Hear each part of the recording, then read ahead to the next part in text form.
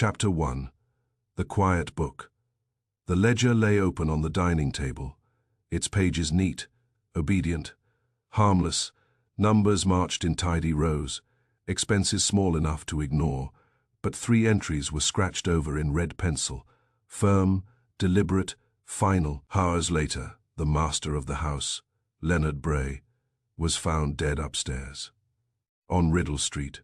Correction is rarely about numbers. It is about intent. The first thing I learned about Leonard Bray was that he disliked disorder, which is a dangerous preference in a man with money, servants, relatives, and secrets. The second thing I learned was that he had kept a household ledger on the dining table, where everyone could see it and no one would dare touch it. That was even more dangerous. The case arrived at West 35th Street at 9:30 in the morning, just as Wolf had begun his customary campaign against interruption. He was seated behind his desk, enormous, composed, and yellow-shirted, with the morning paper folded beside his coffee cup. Wolf does not drink coffee, but Fritz sometimes brings it for me, and Wolf tolerates the aroma, the way a bishop tolerates incense. In a borrowed church, the doorbell rang. I went to answer it and found a woman on the stoop who looked as though she had spent the night losing arguments with herself. She was about 30, dark-haired, well-dressed without caring about it, and carrying a black handbag with both hands. Her eyes were steady, but steadiness can be a form of panic if it is held too hard. "I am Margaret Bray," she said. "I must see Mr. Wolf." "Must is expensive," I told her. "Who died?" Her fingers tightened on the bag. "My uncle Leonard Bray." "Come in." I took her coat and led her to the office. Wolf had not moved, but one eye had opened. That meant the name had interested him, or breakfast had disappointed him. I introduced her. "Miss Margaret Bray. Her uncle Leonard Bray is dead." "Sit," Wolf said. She sat in the red leather chair. She did not glance around the room as most callers do. She looked straight at Wolf, which was either courage or lack of imagination. Wolf said, "Speak." "My uncle was found dead this morning in his bedroom. The doctor says heart failure. I do not believe it." "Why?" "Because last night he corrected the ledger." Wolf's eyes opened a little wider. "Explain." She opened the handbag and took out a folded sheet. It was a page torn from a ledger, though carefully, not in anger.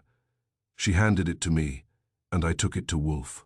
The page listed household expenses: coal, fish, flowers, polish, postage, wages, wine, linen repairs, carriage hire, everything neat, everything dated, everything small. 3 entries had been crossed out in red pencil so hard the paper was grooved. The 3rd of March, special delivery, $2.4 the 9th of March. Greenhouse repair, $18 the 15th of March.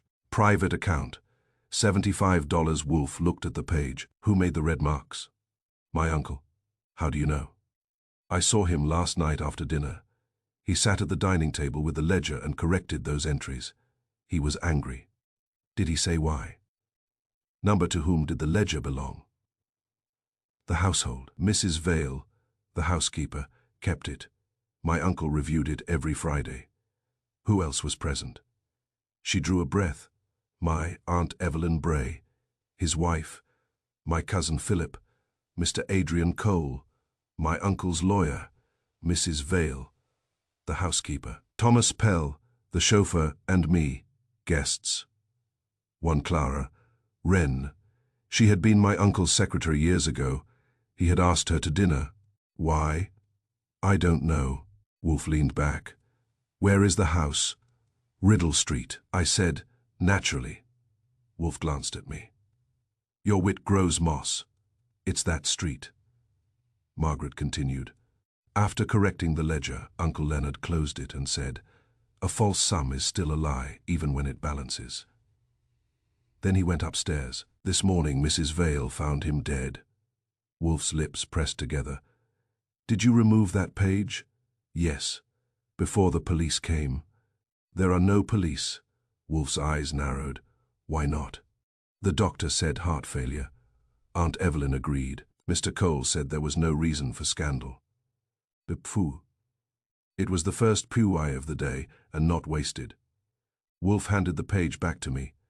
Miss Bray, you have stolen evidence from a possible crime scene, failed to notify the police, and come to me with a torn page from a ledger. Why? She looked down for the first time. Because my uncle told me once that if figures behaved too well, I should mistrust them, and because those 3 entries mean something. What? I don't know. Then why not ask Mrs. Vale? I did, she said. They were routine. Were they? Number special delivery was never used. The greenhouse has not needed repair since winter, and there is no private account in that ledger. Wolfe closed his eyes. Archie. Yes, sir. Go. Riddle Street. Obviously. See the body if still available. See the ledger. See the persons. Bring facts, not impressions. I'll bring both. Facts get lonely. He ignored that. And Archie. Yes. Do not be seduced by small sums. A small figure may conceal a large offense. Margaret rose. Will you take the case? If there is a case, Wolfe said, Mr. Goodwin will determine whether your uncle died conveniently or merely died. That sounds cold. It is exact.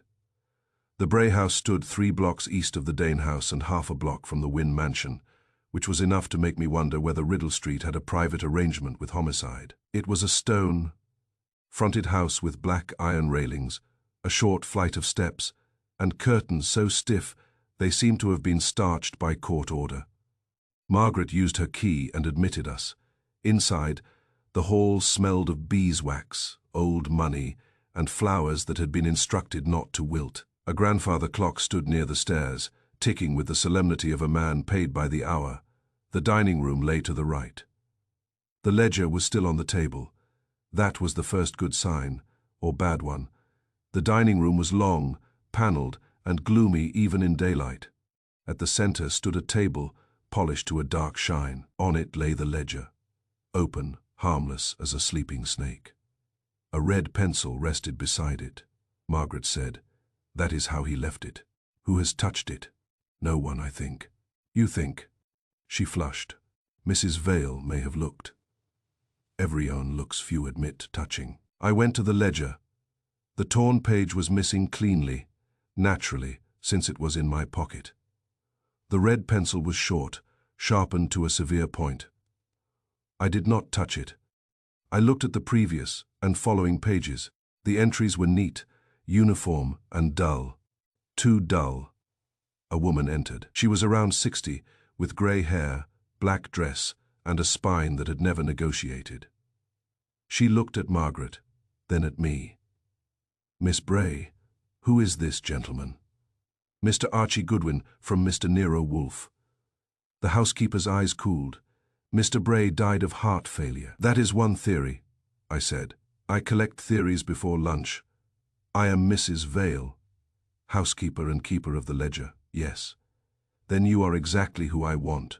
I am busy, death often is. She looked as if she might order me out by force of grammar. Instead, she folded her hands. I asked, who made the entries? I did. All of them? Yes. The 3 crossed out. Yes. What were they? Routine expenses. Special delivery. A parcel. To whom?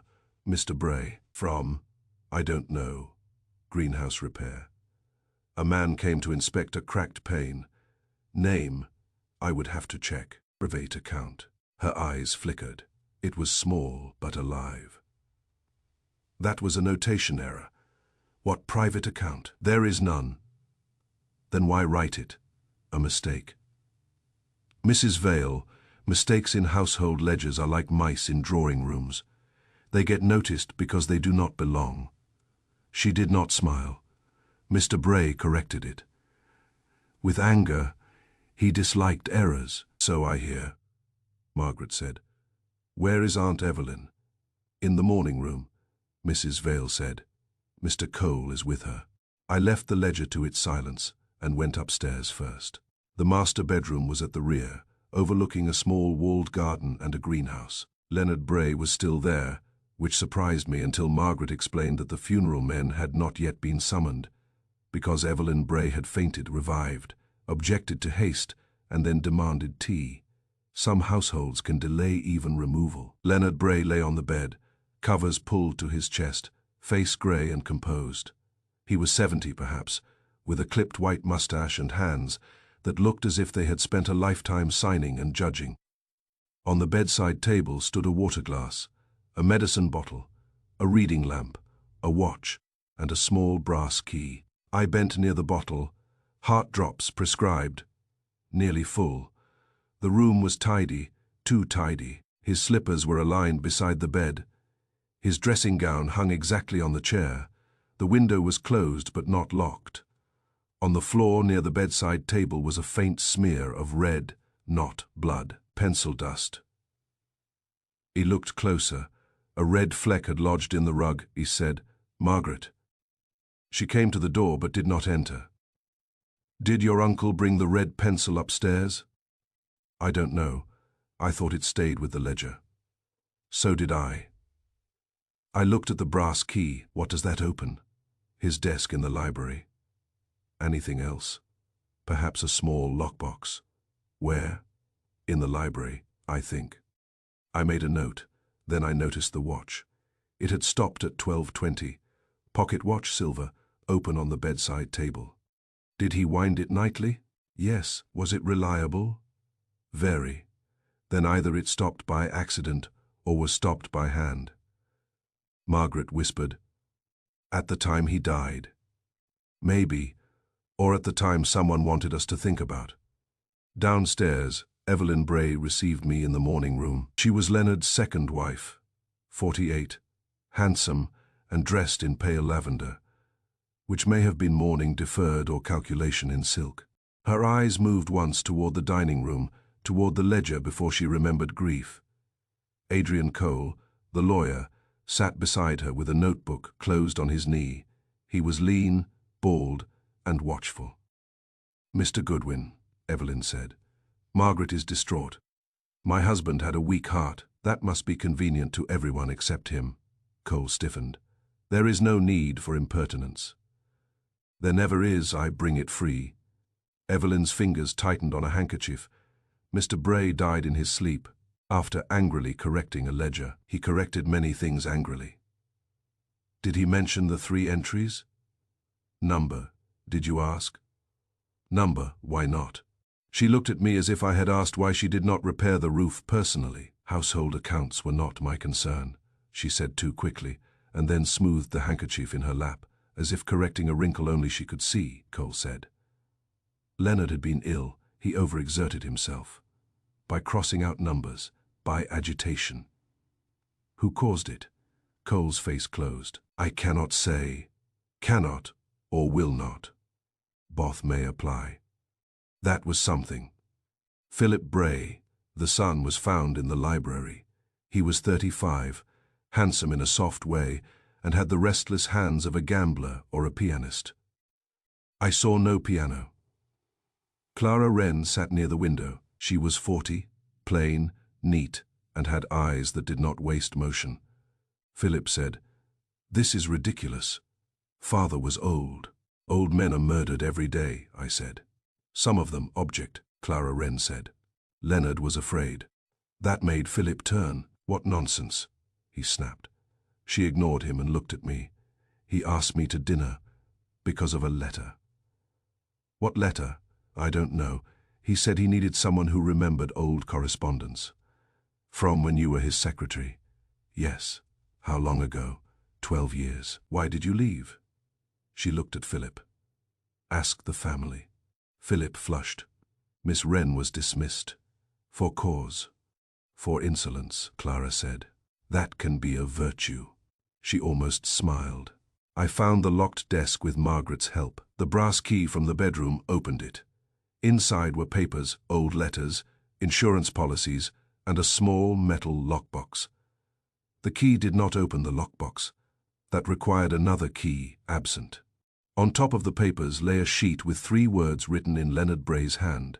"Red means returned." I stared at it. Margaret said, "What does that mean?" "I don't know. But when a dead man leaves handwriting that sounds like a clue, I try not to discourage him." I took a copy, not the original. Wolf dislikes clients who steal evidence twice in one day. By 4, I returned to West 35th Street. Wolf was in the office, having finished with the orchids and not yet begun dinner, a narrow window in which murder can get attention. I reported everything. Mrs. Vale and the ledger, Evelyn and Cole, Philip and Clara, the body, the red pencil dust in the bedroom, the stopped watch, the brass key, the lockbox, the missing key, and the note. Red means returned. Wolf listened without interruption. That meant either he was thinking or I was improving. I chose both. When I finished, he opened his eyes. The doctor. Family doctor. No police. Death certificate pending. Stop it. The certificate. Yes, inform Mr. Pike. Rowan Pike? Is he available? On Riddle Street, usually. Then find him. You think murder. I think intent. Whether successful intent remains to be established. I placed the torn ledger page on his desk. The 3 red entries? Not expenses, Wolf said. What then? Signals. Special delivery, greenhouse repair, private account. Yes. Signals to whom? Possibly to the murderer, possibly to the victim, possibly to us. I leaned back. That covers the field. Number it excludes coincidence. Good enough. He picked up the copy of Leonard's note. Red means returned, he murmured. Returned money? Perhaps. Returned letter? Perhaps. Returned person? His eyes opened. Better. Clara Wren, possibly. Old secretary summoned back after 12 years. Ledger corrected in red. Red means returned. Do not gallop, Archie. Walk, I grinned. You hate it when I'm useful. I hate imprecision. Same neighborhood. Wolf leaned back. Bring them here tomorrow. All of them. Mrs. Evelyn Bray, Mr. Philip Bray, Mr. Cole, Mrs. Vale, Miss Wren, Miss Margaret Bray, and Mr. Pike, if he has discovered that a corpse is not an accounting error. And Pell, the chauffeur. Latter, if needed. I stood. You're going to solve this from a ledger? No, Wolf said, from why a ledger was made to speak. Outside, the city had turned evening grey. Inside. Wolf sat with the torn page before him, the 3 red corrections sharp as wounds on neat paper, on Riddle Street.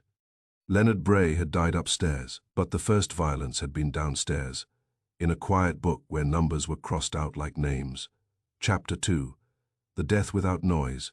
Leonard Bray died without struggle, without sound, without warning. No broken glass, no overturned chair, no witness to mark the moment. The doctor called it a failure of the heart. Sudden and clean. Rowan Pike closed the ledger before he looked at the body. Books speak longer than men, he said. Rowan Pike arrived at the Bray house at 10:40 the next morning, and he did not go upstairs. That alone separated him from 9 policemen out of 10, and from nearly all doctors. Most men, hearing of a corpse, hurry toward it as if death might get impatient and leave. Pike came into the dining room, removed his hat, looked at the ledger on the table, and stood still. I was there before him because Wolf had sent me back with orders, and when Wolf gives orders before breakfast, the world is expected to rearrange itself accordingly. Margaret Bray had admitted me. She looked worse than the day before, but more determined, which in my experience is a useful exchange. Mrs. Vale, the housekeeper, had objected to my presence. Evelyn Bray had objected to Pike's Adrian Cole, had objected to everything in a trained lawyer's voice. Philip Bray had objected by yawning. Pike ignored them all and looked at the ledger. Where is the torn page? He asked. With Mr. Wolf, Cole said sharply. That page was removed improperly. So was Mr. Bray's life, perhaps, Pike said. That quieted him. Pike sat at the dining table. The ledger was open at the gap, the stub of the torn page visible near the binding. The red pencil lay to the right, exactly where I had seen it before, unless someone had improved the arrangement. Pike did not touch it. He leaned forward and looked at the entries on the preceding page, then the following page. Who kept this book? He asked. I did, Mrs. Vale said. Daily, yes, in ink. Yes, and Mr. Bray reviewed it weekly. Every Friday. It is Tuesday. Mrs. Vale's mouth tightened. He reviewed it when he wished. Last night he wished. Yes. Why? I do not know. He was angry. He was particular. That is not the same. She did not answer. Pike turned a page with a paper knife. The entries before the red corrections are ordinary. Yes, Mrs. Vale said. The entries after are ordinary. Yes. Therefore the corrected entries matter. Evelyn Bray stood near the fireplace, dressed in deep grey now, having advanced one stage toward widowhood. Detective, my husband died of heart failure. Dr. Loring was explicit.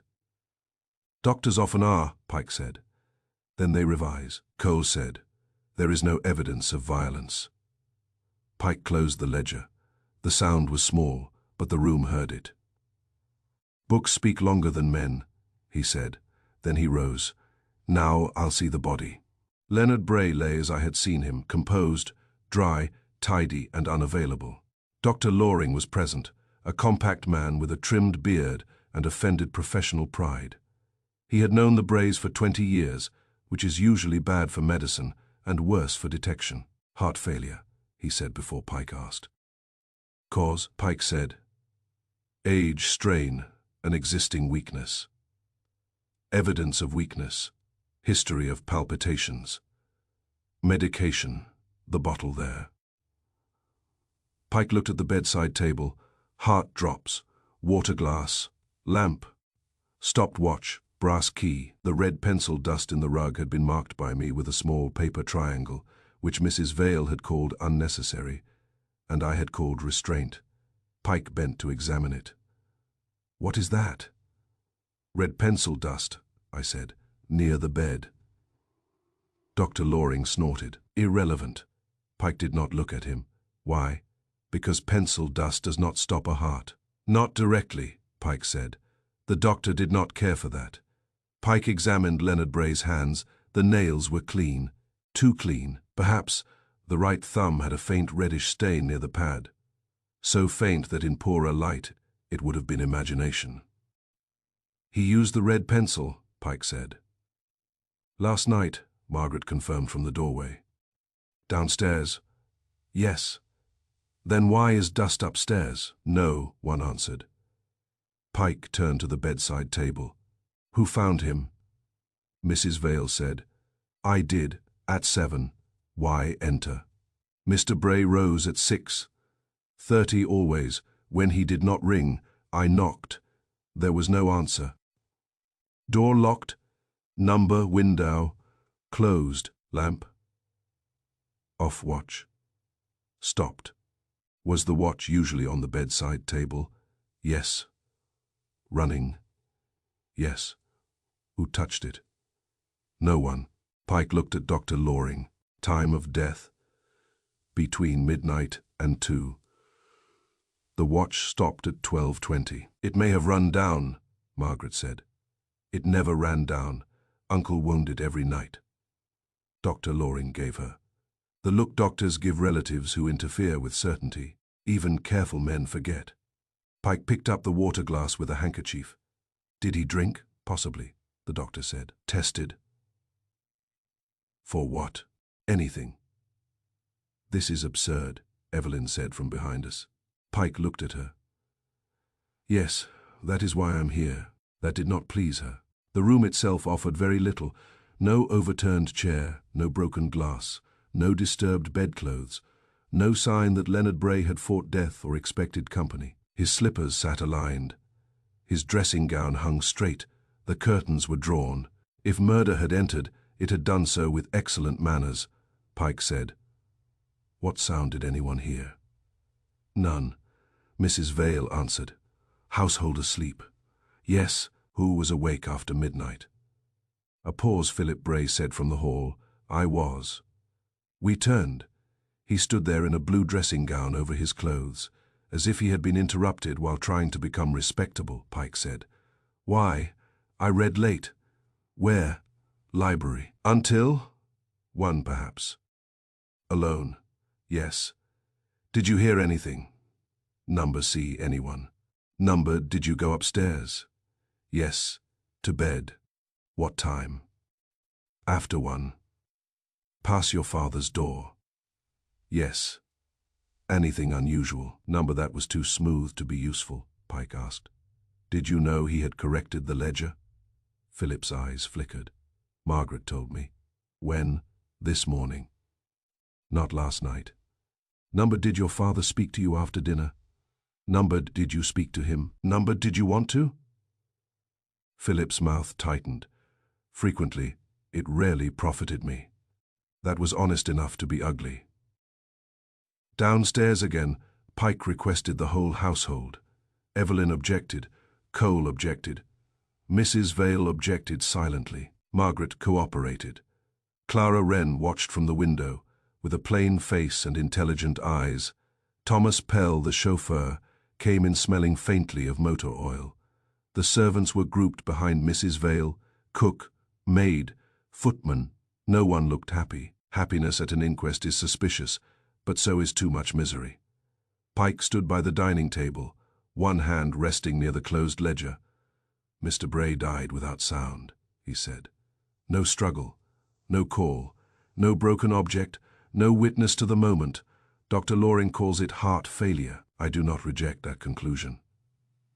Evelyn lifted her chin, Pike continued. I do not accept it either. Her chin lowered half an inch, Pike said. Last night Mr. Bray corrected 3 entries in the household ledger. He then went upstairs. Red pencil dust is found near his bed. His thumb bears a faint red stain. His watch stopped at 12:20. A key lay beside him. A lockbox in the library is locked, and the key missing. Cole said, That is not evidence of murder. No, Pike said. It is evidence of sequence, I said. Lawyers hate sequence. It keeps leading somewhere. Cole ignored me, which showed self-control. Pike turned to Mrs. Vale. The special delivery entry. What parcel? I have told Mr. Goodwin, I do not know. Who received it? Mr. Bray. Who delivered it? A boy. From where? I don't know. Find out. She stiffened. I am not a detective. No, Pike said. You are a housekeeper. That is better for parcels. He turned to Thomas Pell. Greenhouse repair. The chauffeur frowned. Not me. You did not call a repairman. Number. Who tends the greenhouse? Mr. Bray. Sometimes. Me.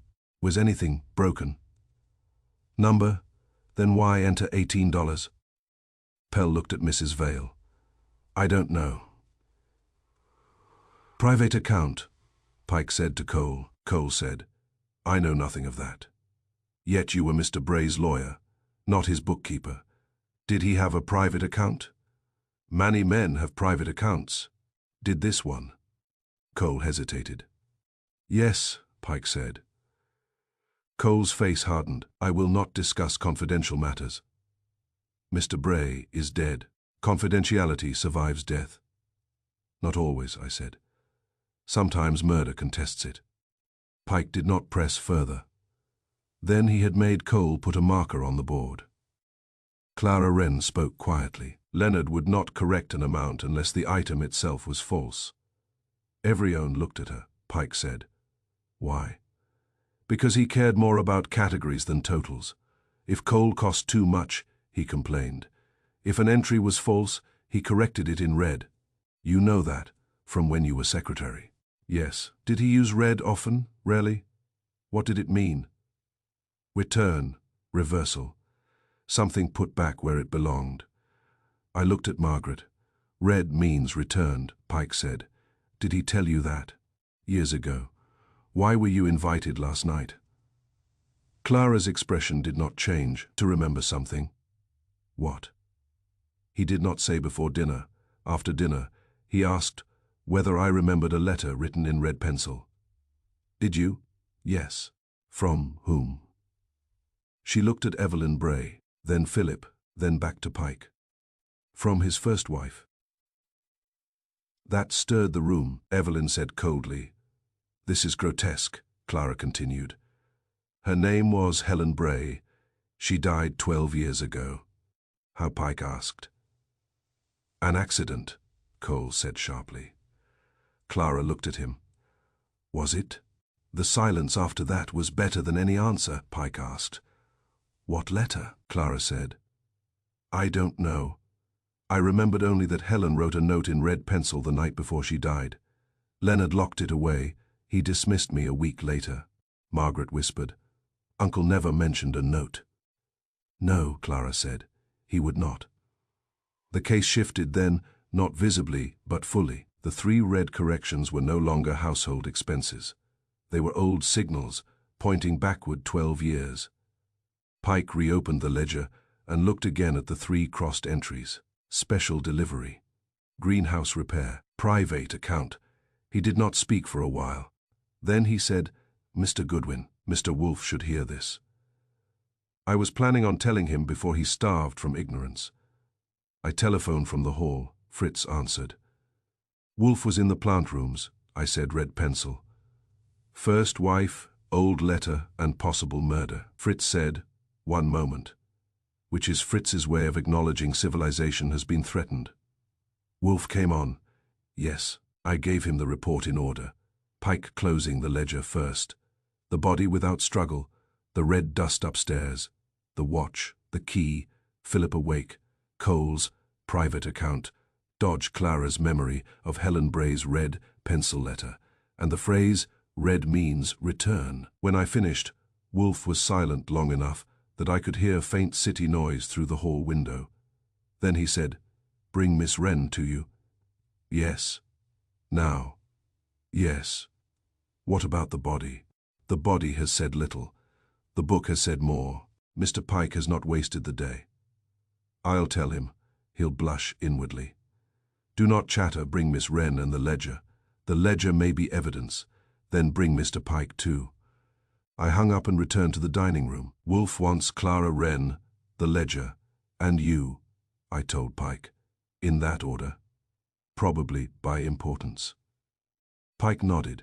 Evelyn Bray said, This is outrageous. No, I said.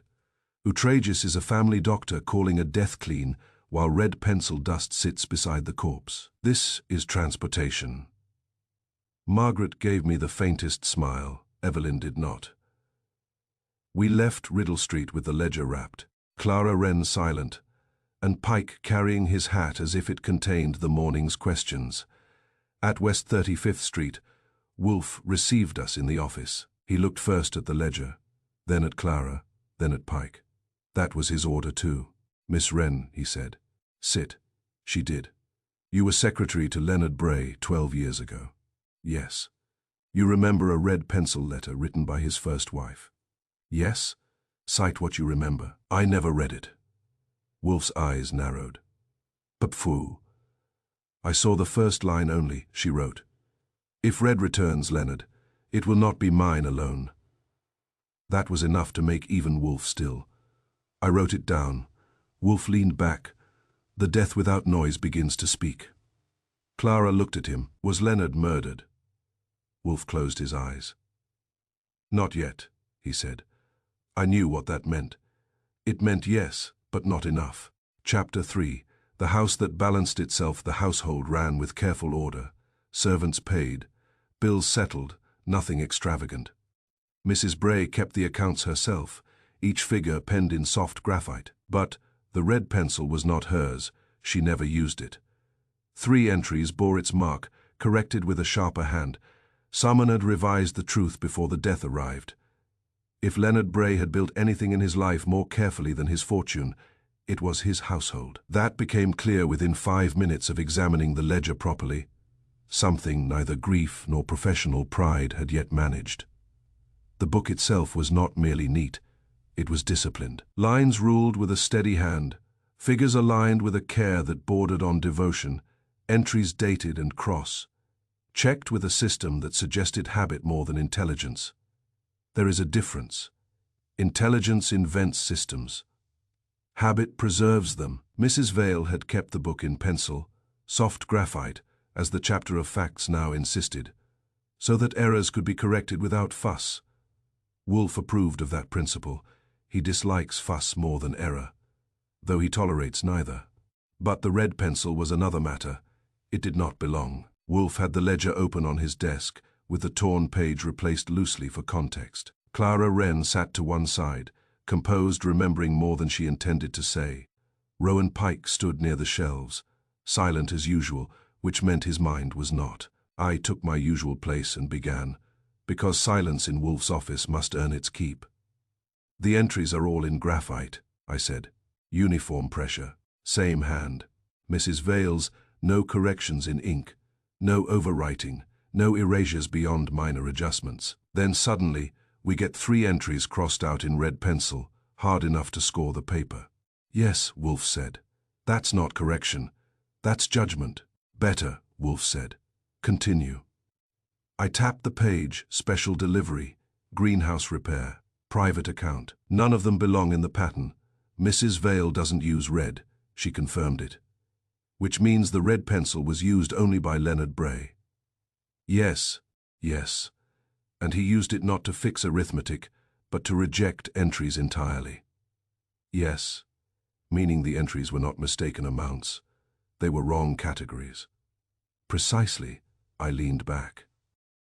So the house balanced itself, I said. Bills paid, wages steady, nothing extravagant. But the ledger was lying quietly until Bray noticed. Yes, and corrected it. Yes, and died. Wolf's eyes opened. Do not jump, he said. Walk. Fine, I said. He corrected 3 entries. Why those 3? Wolf gestured slightly toward Clara Wren. Miss Wren has suggested that red meant return, reversal, something placed back. Clara nodded. That was Leonard's habit. Red did not erase. It reversed. Good, I said. Then what was reversed? I pointed to the first entry. Special delivery, a parcel. Mrs. Vale says she doesn't know from where. That's convenient, Wolf said. It is insufficient, so we find the parcel. Yes. Second, greenhouse repair, $18. The chauffeur says no repair occurred, so the entry is false. Yes. Third, private account, $75. Mrs. Vale calls it a mistake. Mr. Cole refuses to discuss private accounts. That's not a mistake. That's a secret. Yes, I smiled faintly. So all 3 entries are lies. No, Wolf said. Then what? They are truths placed incorrectly. I frowned. Explain. The parcel existed. The greenhouse exists. The private account exists. The entries are false, not because they refer to nothing, but because they refer to the wrong thing. That took a moment. Meaning the labels are wrong, I said slowly. Yes, but the amounts are right. Likely, so Bray sees 3 entries that don't belong, not because the money is wrong, but because the meaning is wrong. Yes, and he corrects them. Yes, by crossing them out. No, Wolf said, by marking them for return. I sat up. Return to where? That is the question. Pike spoke for the first time, or to whom? Wolf nodded. Yes, I turned to Clara. You said Bray remembered a red pencil letter from his first wife, that it meant something being returned. Yes. What? I don't know. I never saw the letter. Only the first line. If red returns Leonard, it will not be mine alone. Yes, I looked at Wolf. That's not about money, I said. Number, that's about blame. Yes. And return doesn't mean refund. It means consequence. Yes. I exhaled slowly. So Bray sees 3 entries and realizes something old has come back. Yes.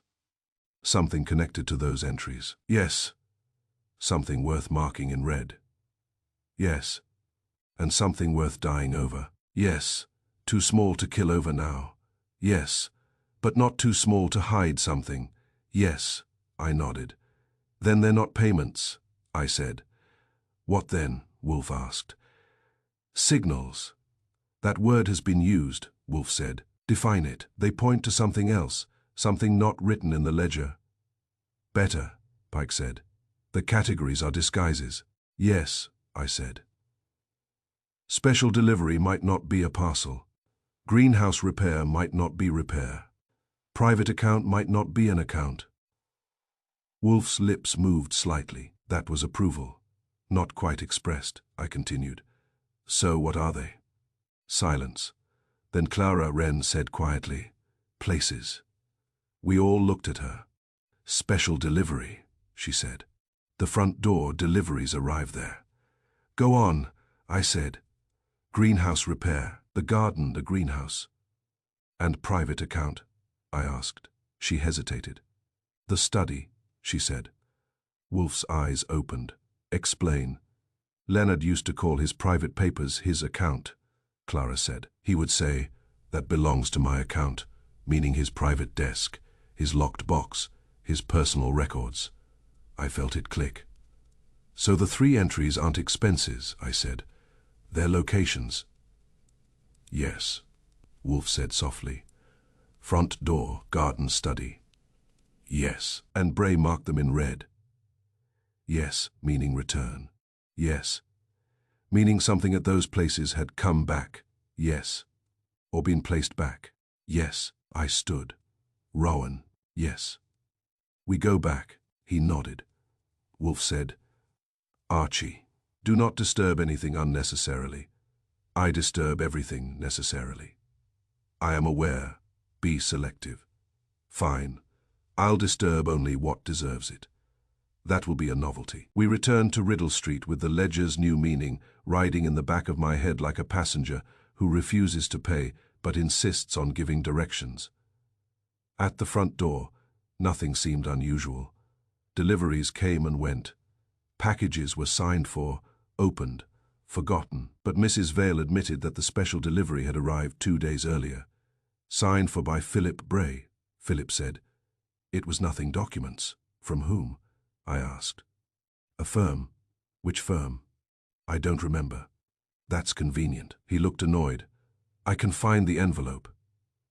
Do. In the garden, the greenhouse stood quiet. No broken panes, no repairs. But inside, on a small bench near the back, Pike found something I had missed the first time, a small metal hinge recently replaced. Repair, he said. Of what? I asked. Something small. Not glass. Number. We looked around. Nothing obvious. Later, Pike said. In the study, the locked desk and the lockbox waited. Privat account, I said. Yes, Pike said. And the missing key. Yes. Which means something inside mattered. Yes. Enough to mark in red. Yes. We stood there for a moment, then I said. The house balanced itself. Pike looked at me. Until it didn't. Yes, he said. Upstairs Leonard Bray lay as before. No struggle. No sound. No warning. But downstairs. The truth had shifted. The ledger was no longer a record of expenses. It was a map, and someone had revised it, not to correct numbers, but to point toward what had returned. On Riddle Street, the house had balanced itself for years, until someone decided to settle the account. Chapter 4. The numbers that shifted the corrected entries were small: groceries, coal, wages, nothing worth killing over. But Rowan noted what they became, not what they had been. Each correction reduced the expense, quietly saving money. Not theft, but adjustment, careful, consistent, hidden in plain sight. A pattern too deliberate to be dismissed as error. The trouble with small sums is that honest people ignore them and dishonest people count on it. That was Wolf's first contribution to Chapter 4, though he did not call it Chapter 4. Wolf has no patience with chapters, headings, or anything else that suggests life can be organized by printers. He was behind his desk, the Bray ledger open before him, his eyes half closed and his lips compressed in that particular way which means he is not asleep, not bored, and not yet prepared to share the harvest. I was at my desk with a sharpened pencil, a clean pad, and a disposition made poorer by arithmetic. Rowan Pike sat by the globe. Margaret Bray had been sent home to prevent her from looking helpful and frightened at the same time. Clara Wren remained, at Wolf's request, because she remembered old habits of Leonard Bray's that the present household had either forgotten or preferred buried. The ledger lay open like a modest confession. Again, Wolf said. I sighed. You say that as if figures improve with repetition. They do, Wolf said, when repeated by someone capable of hearing them. I'll try to become that before lunch. I read from the copied entries, not merely the 3 red ones now, but the surrounding weeks. Groceries, the 1st of March, $14.60 coal, the 2nd of March, $9. Wages, the 2nd of March, $36. Special delivery, the 3rd of March, $2.40. Flowers, the 4th of March, $4. Fish, the 5th of March, $6.20. Linen, the 6th of March, $3. Greenhouse repair, the 9th of March, $18. Private account, the 15th of March, $75, Pike said. Read the earlier months. I did. At first, it was dull enough to qualify as punishment. Coal, fish, butter, eggs, carriage oil, wages, soap, polish, candles though the house used electric lamps, and flowers because rich people like to watch things die indoors. Then the pattern began to show, not because it shouted, but because it repeated. A grocery bill, entered at $17, was later reduced to $16.10. Coal at $12 became $11. Wages at $38 became $30. $7.50. Carriage expense at $5.20 became $4.90. Linen repair at $6 became $5.50s. Small reductions, always reductions, never increases. Hold it, I said. Wolf opened one eye. At last. At last what? You have seen it. I resent your confidence in my delay. Pike leaned forward slightly. What? The corrected entries? I said. They don't just change, they shrink. Yes, Wolf said. I turned pages faster now. Same thing here. Groceries down 40 cents, coal down 75, wages down $0.50, flowers down 20 cents. It happens every few pages, not red pencil before this. Ordinary graphite corrections, but always lower. Not theft, Pike said. No, Wolf said. Adjustment. Clara Wren, seated with her gloved hands folded, spoke quietly. Leonard would have noticed eventually. He did, I said, and used red. Wolf nodded. The red pencil mark's not the first correction, but the discovery of the pattern. That's bad for someone, I said. Indeed. Pike said, Who made the graphite corrections? Mrs. Vale says she entered the original figures, I said. She also says she corrected small mistakes as bills arrived. That may be true, Pike said. May. But if every correction reduces the expense, the house is always saving money. And nobody complains about saving money, I said. Wolf grunted. Exactly. A most convenient dishonesty. I looked at him. But who benefits? If household expenses are reduced, money remains in the account. That's not stealing. No, Wolf said. It is concealment. Of what? Of excess. Pike nodded slowly. A false economy, I said. Explain for those of us who prefer murder with fewer columns. Wolf leaned back. If Mrs. Vale enters a grocery bill at $14.60 and later reduces it to $14, the account shows a saving of 60 cents. If the actual bill was $14.60 and the grocer was paid $14.60, the ledger is false by 60 cents. That difference must be accounted for elsewhere. Or ignored. No, Wolf said. In a house like Mr. Bray's, money is not ignored. It migrates. I stared at the ledger, so each reduction creates a little invisible fund. Yes. Not by taking money out, but by making the book show less than was spent. Yes. And the real money goes somewhere not shown. Yes, Pike said. Private account. Wolf's eyes opened, possibly. That was Wolf's way of saying yes until further notice. I went through the ledger again, adding the differences. It took 20 minutes and produced a total that was not dramatic until you considered time. Over 8 months, I said. These little reductions total $183.20. Clara Wren lifted her head. That is not small. No, Pike said. Over years, I said. It becomes very not small, Wolf said. How long do the corrections go back? I turned more pages. At least 3 years in this ledger. Previous ledgers. At the house. Jet them. Of course. He said it as if the house was across the hall and not on Riddle Street with a housekeeper who considered me an infection. Pike rose. I'll go. Archie will accompany you, Wolf said. I stood. Always glad to be lent to arithmetic, Clara Wren said. Mr. Wolf. He turned his head. When I worked for Leonard, the ledgers were exact. He cared less about economy than control. Then why would he tolerate reductions? He would not. Therefore he had not reviewed them closely for some time, Wolf said. Yes. Why? Clara hesitated. Evelyn. Leonard Bray's second wife. I made a note. She managed the household socially, Clara said. Mrs. Vale kept the book, but Mrs. Bray approved accounts. Leonard had grown impatient with small matters. Until now, Wolf said. Yes. Why now? Clara looked at the red marks. Because something made him look. That was the right answer. Unfortunately, it did not include a name. Pike and I returned to Riddle Street. The Bray house had acquired a new atmosphere. Yesterday it had been offended. Today it was guarded. Mrs. Vale met us in the hall, having evidently been stationed there by duty, suspicion, or both. We require the previous household ledgers, Pike said.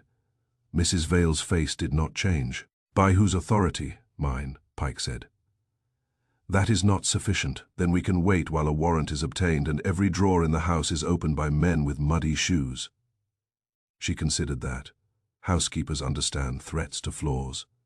This way, she said. The ledgers were kept in a cabinet in the butler's pantry, 6 volumes, each labeled by year in Mrs. Vale's neat hand. Pike took the 2 most recent. I took the 3rd. Mrs. Vale watched us as if we were stealing family silver. Who reviewed these? Pike asked. Mr. Bray. How often? When he wished.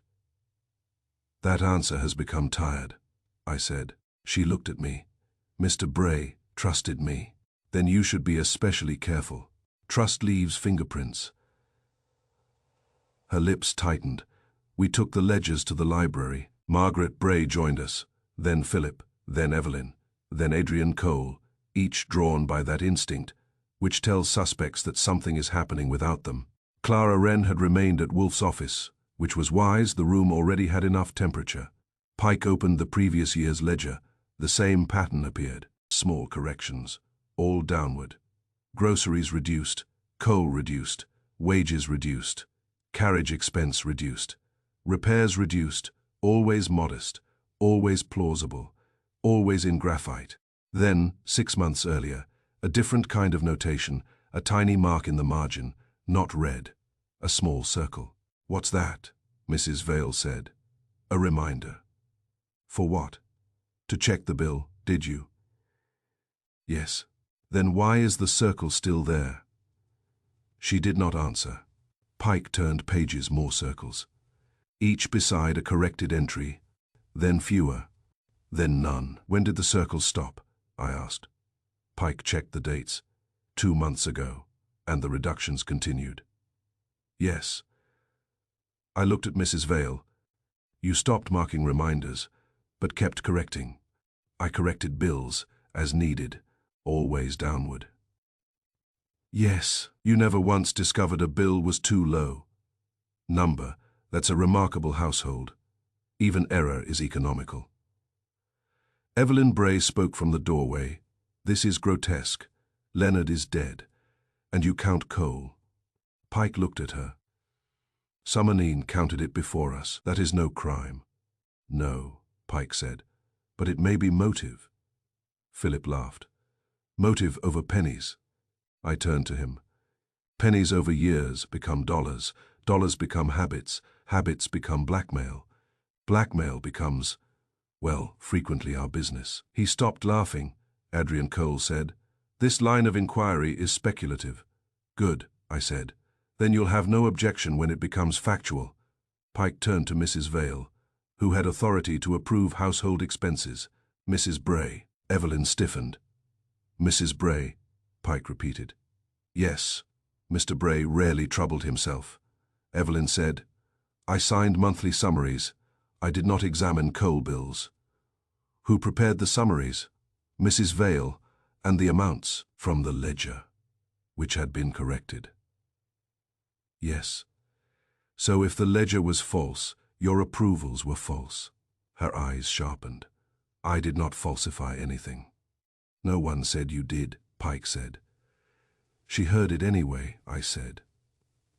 Pike looked at Evelyn. "Did Mr. Bray recently resume reviewing the ledger?" She hesitated. "Yes. When 2 weeks ago." "Why, I don't know," Margaret said. "Because of the letter." Everyone turned to her. "What letter?" Pike asked. Margaret looked at Evelyn, then at Cole. "I found him reading one in the library. He folded it when I entered." "When?" 2 weeks ago." "Red pencil?" "I don't know. I'm not." Cole looked troubled, not surprised. "Troubled, that was better," Pike said. "Where is the letter?" "I don't know. Did Mr. Bray keep it?" "Yes, I think in his desk." The desk had already yielded the note. Red means returned, but the lockbox remained unopened because the key was missing. Pike asked Cole, "Do you know the lockbox key?" "Number that was too quick," I said. "Mr. Cole, as family lawyer, do you know what Leonard Bray kept in that box?" "Number too quick again. Try slower." He looked at Pike. "Confidential matters. With a dead client," I said. "Confidentiality has a tendency to leak." Pike said, "We will open the box." Cole protested. Evelyn protested. Philip watched with interest, too eager to be filial. Mrs. Vale stood silent. Margaret looked frightened. I went to the hall and telephoned Wolf. He answered after a delay long enough to remind me that orchids had priority over all sins but immediate homicide. "Yes, same pattern in previous ledgers. Corrections downward, small amounts creating hidden surplus, little circles in margins for reminders until 2 months ago." Mrs. Vale kept books. Evelyn approved summaries. Leonard resumed review 2 weeks ago after receiving a red envelope. Lockbox still closed, key missing, Cole nervous. "Good. Good for us, maybe. Bad for dinner. Open the box. Authority. Mr. Pike's. Cole will howl. Then what?" "Your turn." He hung up. I told Pike. He sent for a locksmith. Evelyn called it outrageous. Cole called it premature. Philip asked whether it would damage the desk. Margaret said nothing. Mrs. Vale looked at the ledgers, not the box. The locksmith arrived in 30 minutes and opened the lockbox in 3. Inside were 3 things: a bundle of old letters tied with black ribbon, a small bank book, and a red pencil worn nearly to the wood. Pike took the bank book first. The account was in Leonard Bray's name, but marked in pencil on the inside cover, "Returned Fund." Deposits matched the hidden surpluses. Not exactly, but close enough to make coincidence pack its bag. I said, "The house was saving money into a private fund." Pike nodded. "Not theft, adjustment. Careful, consistent, hidden in plain sight." "Yes," Evelyn said. "I know nothing of this." But she said it before Pike had finished opening the bank book. Wolf would have said pifui. I restrained myself with difficulty. Pike opened the letters. The top one was in a woman's hand, faded but firm. Clara Wren had said Helen Bray wrote in red pencil before she died. Here it was. The first line read, "If Red returns, Leonard, it will not be mine alone." The rest would wait for Wolf. We carried the lockbox, bank book, and letters back to West 35th Street by late afternoon. Wolf received them in the office. Clara Wren was still there, and when she saw the red pencil, her hands tightened. Wolf read the bank book. Then the first letter. Then he leaned back. "Well," I said. The numbers that shifted were not embezzlement. Number Leonard himself was moving the difference into the returned fund. Yes. Why hide it? Because it was restitution. To whom? Wolf tapped the letters. That is what Mrs. Helen Bray will tell us. Clara said softly. Then Leonard did remember. Wolf looked at her. He remembered too late. That sat in the room with us. The corrected entries had seemed too small for murder. They were, but they were not too small for guilt.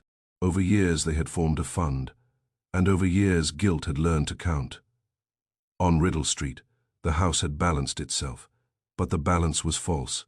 Someone had been paying back a debt one quiet correction at a time, and when Leonard Bray finally marked the truth in red, death came upstairs without making a sound. Chapter 5. The son who returned Arthur Bray, the son had come home weeks before the death. He claimed to help with accounts, to ease his father's burden.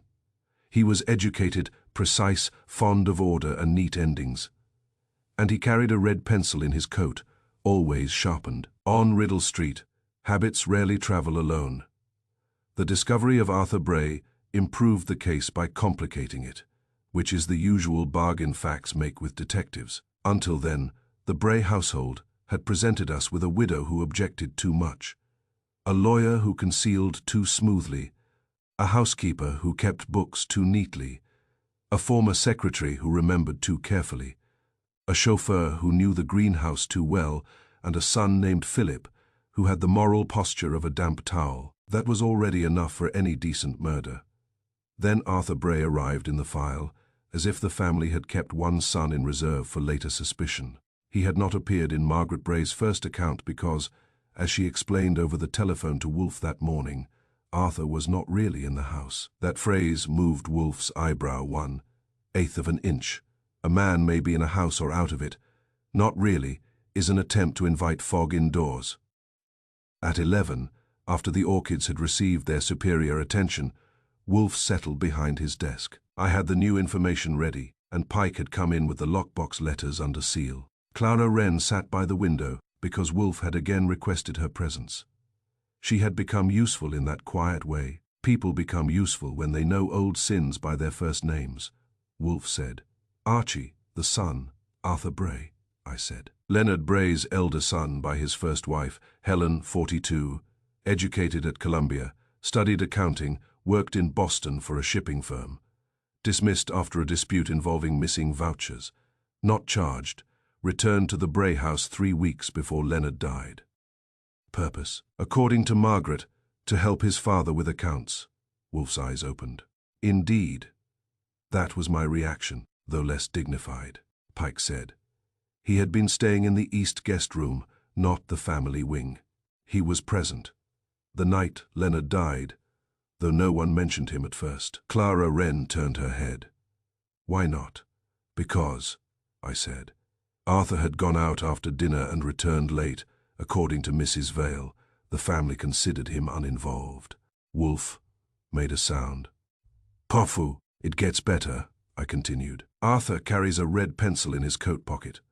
Always sharpened, according to Margaret. He uses it to correct household summaries. Clara's hands tightened. Wolf saw it. Miss Wren. Leonard used red only for return, she said. Helen used it in her last letter. If Arthur carries one, yes, Wolf said. It is not accidental. I looked at Pike. Have you talked to him? Briefly, he is coming here. When? Noon. Wolf frowned. I did not summon him. I did, Pike said. Wolf regarded him. That was presumptuous. Yes, and acceptable, Wolf said. High praise. Pike bore up under it. Before Arthur arrived, Wolf read aloud selected passages from Helen Bray's red pencil letter. Not all of it. Wolf never wastes a document by spending it too soon. The first page was enough. If Red returns, Leonard, it will not be mine alone. You have balanced the house with my silence and called it order. You have taken what was set aside and named it prudence. Arthur will know one day that accounts can be made to agree while truth remains unpaid. I whistled softly. Arthur was named. Yes, Wolf said. Clara Wren looked pale. Helen believed Leonard had taken money meant for Arthur. What money? Pike asked. She hesitated. A trust from her father. Small by Leonard's standards, large by anyone else's. It was to be Arthur's when he came of age, and Leonard used it. I suspected. I never knew. Wolf looked at the bank book labeled Return Fund. And now Leonard was replacing it, he said. By trimming household accounts, I asked. Number by using household entries as a screen. The money in the return fund roughly matches the old trust, adjusted slowly. Why not simply write a check? Clara said. Pride. Wolf nodded. And fear. Of Arthur? I asked. Perhaps of confession. Certainly. The bell rang. I went to the hall and opened the door to Arthur Bray. He did not look like Philip. Philip looked as if he had been born into money and had spent his life forgiving it for not being more. Arthur looked as if he had been sharpened. He was tall, spare, dark, haired with grey at the temples, and wore a dark suit without ornament. His eyes moved once around the hall, measuring it. In his right hand he carried gloves. In his left, a walking stick he did not need. I am Arthur Bray, he said. I guessed from the atmosphere Archie Goodwin. Come in. He gave me no smile. That saved time. In the office, he bowed slightly to Wolf and nodded to Pike. His eyes paused on Clara Wren, recognition perhaps. Not warmth, Wolf said. Sit. Arthur sat in the red leather chair as if the leather had applied for permission. You returned to your father's house 3 weeks ago. Yes. To help with accounts. Yes. Why? My father asked me. Why? He had become dissatisfied with the household books. When? After receiving a letter. What letter? Arthur's face did not change. I do not know. Do you carry a red pencil? Yes. Produce it. That might have startled another man.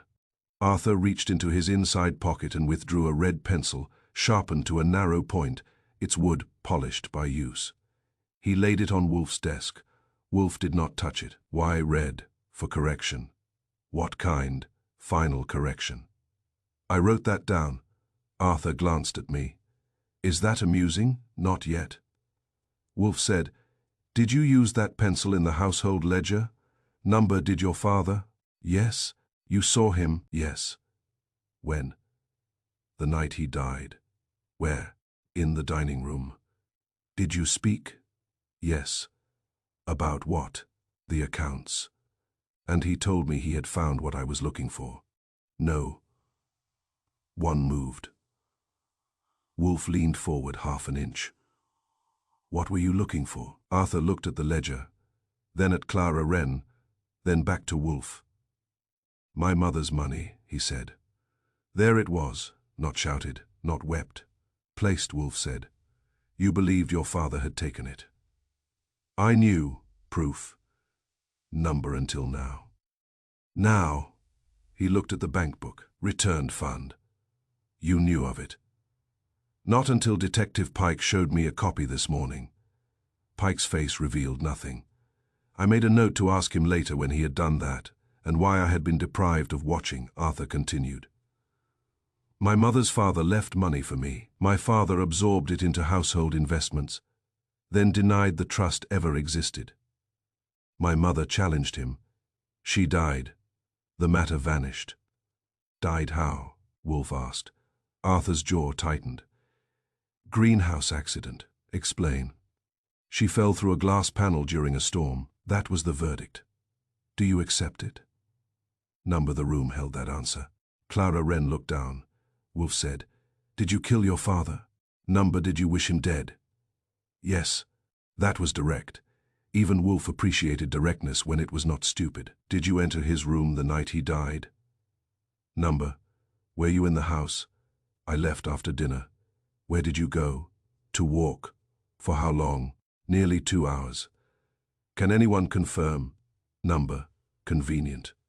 Yes, Arthur said. That was the kind of answer Wolf dislikes because it saves him the trouble of sarcasm. I asked, When did you return? After midnight. Who let you in? I had a key. Did you see anyone? Number hear anything? Number did you pass your father's bedroom? Number I used the back stair, Pike said. Mrs. Vale said you returned at 12:10. She heard me, she heard the back door. Then perhaps. Your father's watch stopped at 12:20, Pike said. Arthur turned slowly toward him. Then I returned before he died. Possibly, or before someone stopped the watch, Wolf said. Arthur looked at Wolf. You think I stopped it? I think someone did. I did not. Did you know he kept the lockbox key? Number, did you know about the bank book? Number, did you know your mother wrote in red pencil? Yes, how? I kept one of her notes. Wolf's eyes narrowed. Have you it? Number. Where is it? Lost. Flushed slightly. First sign of pressure. It was taken, he said. By whom? My father, I assumed. When? Years ago, after my mother died.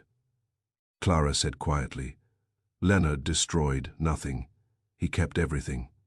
Arthur looked at her. Then perhaps it is still in the house. Wolf leaned back. Miss Wren, did Mrs. Helen Bray's death concern the greenhouse? Yes. Was there a repair entry? Clara's eyes widened slightly. 12 years ago, she said. There was a greenhouse repair after her death. Pike's gaze moved to the current ledger. Greenhouse repair, $18, crossed in red. I said, so the entry returned. Yes, Wolf said. Arthur stared at the ledger. The greenhouse, he said. Wolf said, what happened there? Arthur took a moment before answering. My mother had gone to meet someone. I was told she went alone. Later they said the glass roof had cracked and she slipped from the staging, but she hated the greenhouse. Why? She said it was where my father kept dying things alive for display. That sounded like Helen Bray, Pike said. Who found her? Arthur looked at Clara. Clara said, Thomas Pell. He was assistant gardener then, later chauffeur. That moved the case another inch. Pell. I said, greenhouse repair. Yes, Wolf murmured. Arthur said, if my father was returning money to me, why not tell me? Because he was ashamed, Clara said. Arthur turned sharply. He was never ashamed. Wolf said, all men are ashamed. Some are merely better financed against it. Arthur said nothing. Wolf picked up the red pencil with a handkerchief. This pencil, you say you did not mark the ledger. Number, did you sharpen your father's red pencil? Arthur frowned. Number, did he have one? Yes, kept in the dining room drawer. Then why carry your own? Habit. Habits rarely travel alone, Wolf said. Arthur's face tightened again. Meaning. Meaning your pencil, your mother's letter, your father's red marks, and the ledger corrections all belong to the same chain. Whether you are link or hand remains undetermined. Arthur stood. I will not be spoken to as if sit, Wolf said. Arthur sat. Not many men can do that to a son who has hated his father for 12 years. Wolf can, Pike asked. Did Leonard tell you he had found what you were looking for? Yes. Did he say where? In the accounts, the 3 red entries. Yes. Did he say what they meant? Number, he said. Ask Pell what was repaired. Ask Cole what was private. Ask Vale what was delivered. Then he laughed. Not kindly. Ask Pell what was repaired. Ask Cole what was private. Ask Vale what was delivered. Wolf's eyes opened fully. Arthur continued. I left because I would have struck him if I stayed. That I believed, Wolf said. You may go, but you will remain available. Arthur rose. He took his red pencil, only after Wolf nodded permission. At the door, he paused. If my father was murdered, he said, I did not do it, but I am not sorry. No, Wolf said. That is one of your difficulties. After he left, silence remained. I broke it. Well, Wolf closed his eyes. We have advanced. That's your word for getting more suspects. Number, we now have 3 questions supplied by the victim, Pell, Cole, Vale. Greenhouse. Private account. Special delivery. Yes. Arthur is too obvious. Do not be lazy. Obvious men sometimes kill. But here he is more likely the intended recipient of the return. His mother's trust, yes, and Leonard was returning it. Yes, quietly through a hidden fund. Yes, why through household reductions, to make restitution without admitting theft? That's cowardly. Yes, human. Frequently the same, Pike said. Arthur returned 3 weeks ago. Leonard resumed reviewing the accounts after receiving a red envelope. The son carries a red pencil. Helen's death involved the greenhouse. Pell found her. Wolf nodded. Then Mr. Pell must be questioned. And Cole, yes. And Mrs. Vale, yes. I looked at the ledger. The son had returned. The red marks had returned. The old letter had returned. The greenhouse had returned. In that house, nothing came back alone. On Riddle Street, habits rarely travel alone. Neither, apparently, do debts. Chapter 6. The ledger's secret line. Rowan traced the corrections across the weeks. Each change, small by itself, built toward something larger. A sum quietly diverted. An amount no one would notice missing, but when added together, the total was not small at all. The ledger had been whispering theft in careful increments. The next morning, Wolf refused to discuss the Bray case until the omelette had been treated with respect. That meant I sat through breakfast with a notebook full of figures, while he sat through breakfast with an expression suggesting that murder was tolerable but premature arithmetic was not. At 11, after his 2 hours upstairs with the orchids, he came into the office and found Rowan Pike already there. Pike had brought 3 ledgers, 2 envelopes, a pencil chart, and the patience of a man who knew Wolf would pretend not to be impressed. Wolf lowered himself into his chair. Well, Pike placed the chart on the desk. I traced the corrections, he said. Across what period? 5 years. I whistled. That sounds like punishment. It was, Pike said. Wolf looked at the chart but did not touch it. Proceed, Pike did. The household ledgers, year after year, showed the same small downward corrections. A coal bill reduced by 70 cents, groceries lowered by 40, wages adjusted by $1, flowers reduced by 25 cents, carriage oil by 30, repairs by $2. Nothing large, nothing dramatic, nothing a proud master would call theft if seen alone. But together they formed a second account. Pike had drawn a thin red line down the right side of his chart. Beside each correction, he had written the difference between the original figure and the revised one. Those differences, transferred into columns by week and month, became a sum. At first, Pike said. It looks like household economy, Wolf grunted. At first, many frauds look like prudence. Over 5 years, Pike continued. The total comes to $6,420. That number changed the room. I had expected hundreds, maybe $1,000 or $2,000. $6,420, in the quiet language of household accounts, was not a leak. It was a pipe. Clara Wren, seated near the window, drew in a breath. Margaret Bray, who had been invited because Wolf wanted the family represented by someone capable of surprise, went white. 6,000, she whispered. 420, Pike said. Approximately. Some older entries are too faint for precision, Wolf said. Was the amount diverted into the return fund? Partly, Pike said. Partly. Yes, the deposits in the return fund account total $4,810, and the remainder unaccounted for. Wolf opened his eyes fully. Ah, I said. A secret line inside the secret line. Yes, Pike said. Wolf leaned back. Explain. Pike took another sheet from his folder. The corrections created hidden surplus. Some of that surplus was deposited into Leonard Bray's return fund, presumably to restore money taken years ago from Arthur Bray's trust. But not all of it. The difference, around $1,600, appears nowhere in Bray's bank records, I said. So Leonard was not merely returning money. Someone else was skimming the return. Possibly, Pike said.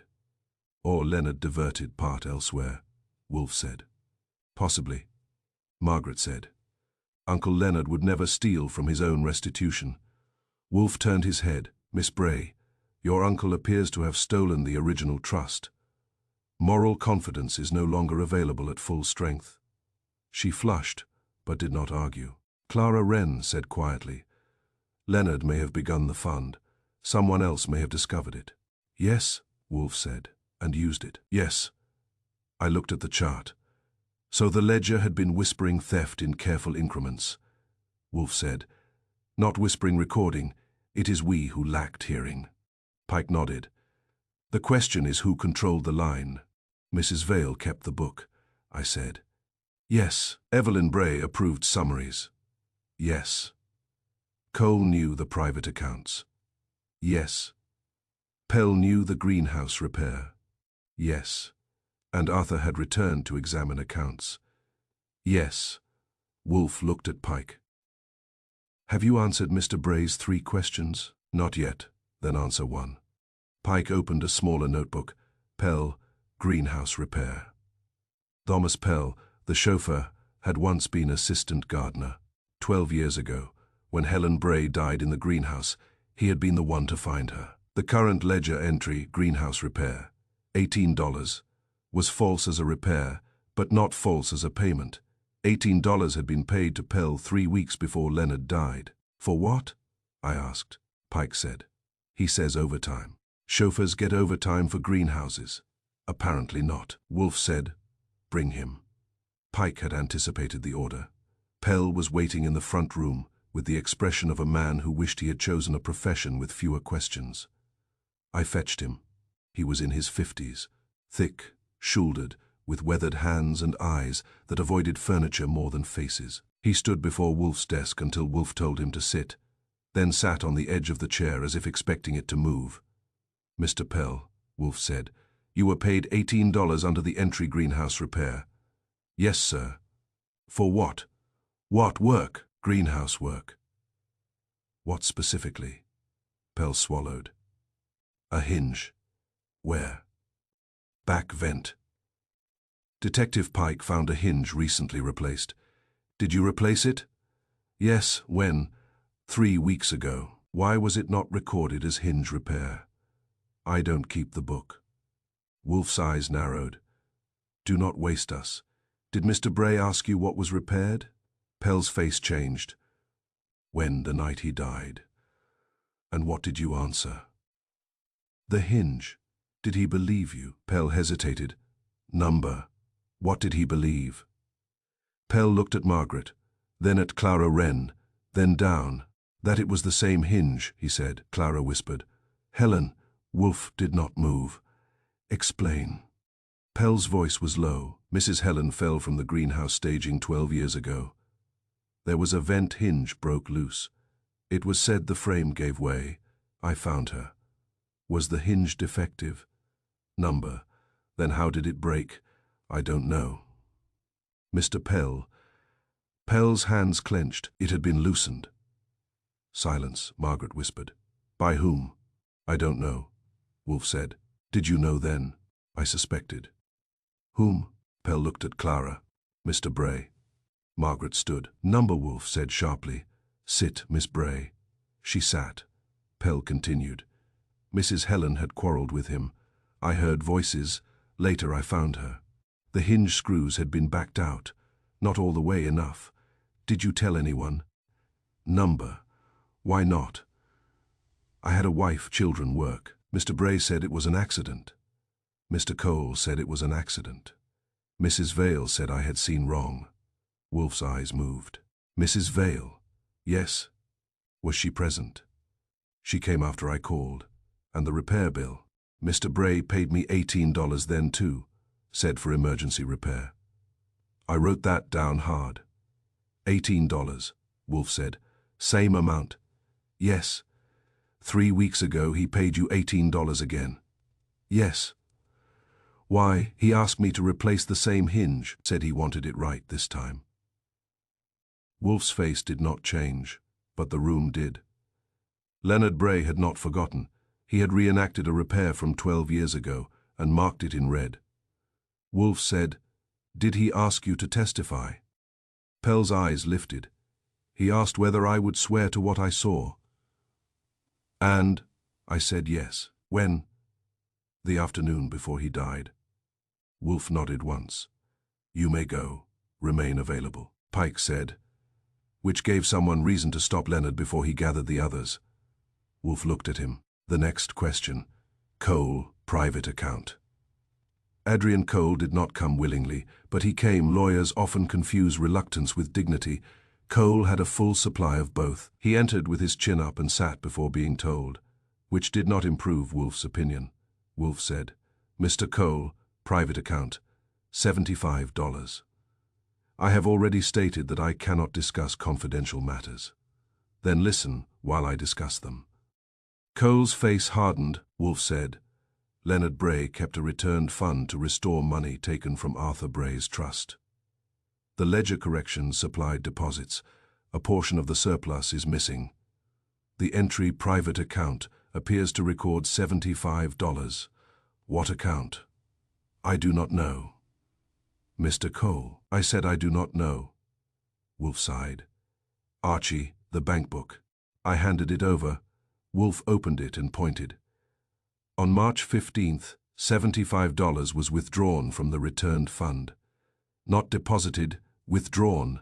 The ledger disguises it as an expense under private account. You handled Mr. Bray's private legal accounts. Where did that money go? Cole did not answer. Pike said, We can obtain bank records. Cole looked at him. Then do so.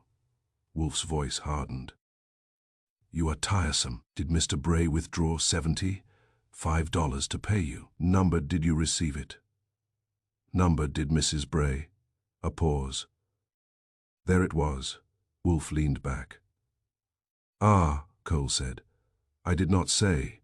Number, but your silence had better manners than your denials. Cole's face reddened. Mrs. Bray received small sums from Mr. Bray's private funds from time to time. That is not unusual. Why disguise it in the household ledger?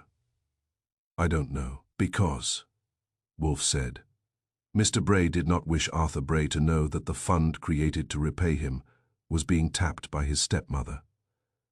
Cole stood. This is outrageous. Sit. Cole remained standing. Wolf's eyes opened. Sit down, sir, or leave and await a subpoena less polite than I am. Cole sat. Wolf said. Was Mrs. Bray aware of the returned fund? Yes. Did she know its purpose? I believe so. Did she object? Cole said nothing. Pike said, Mr. Bray told Arthur to ask Cole what was private. Cole's head snapped toward him. Wolf said, You see, the dead are frequently inconvenient. Cole said quietly, Leonard was going to change his will. Margaret looked up sharply. When? Wolf asked. The next day. In what way? He intended to transfer the returned fund and certain securities to Arthur immediately.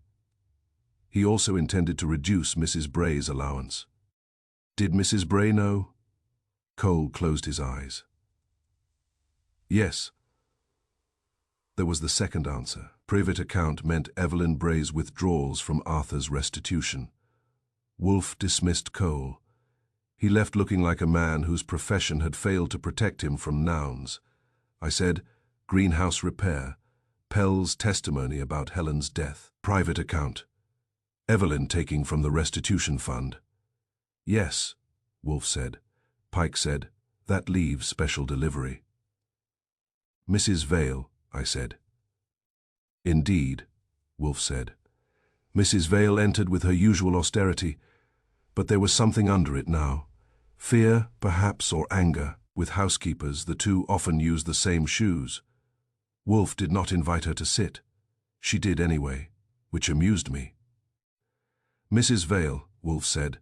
Special delivery, $2.40. A parcel, she said. Delivered to Mr. Bray. Yes. By whom? A boy. From whom? I do not know. False, Wolf said.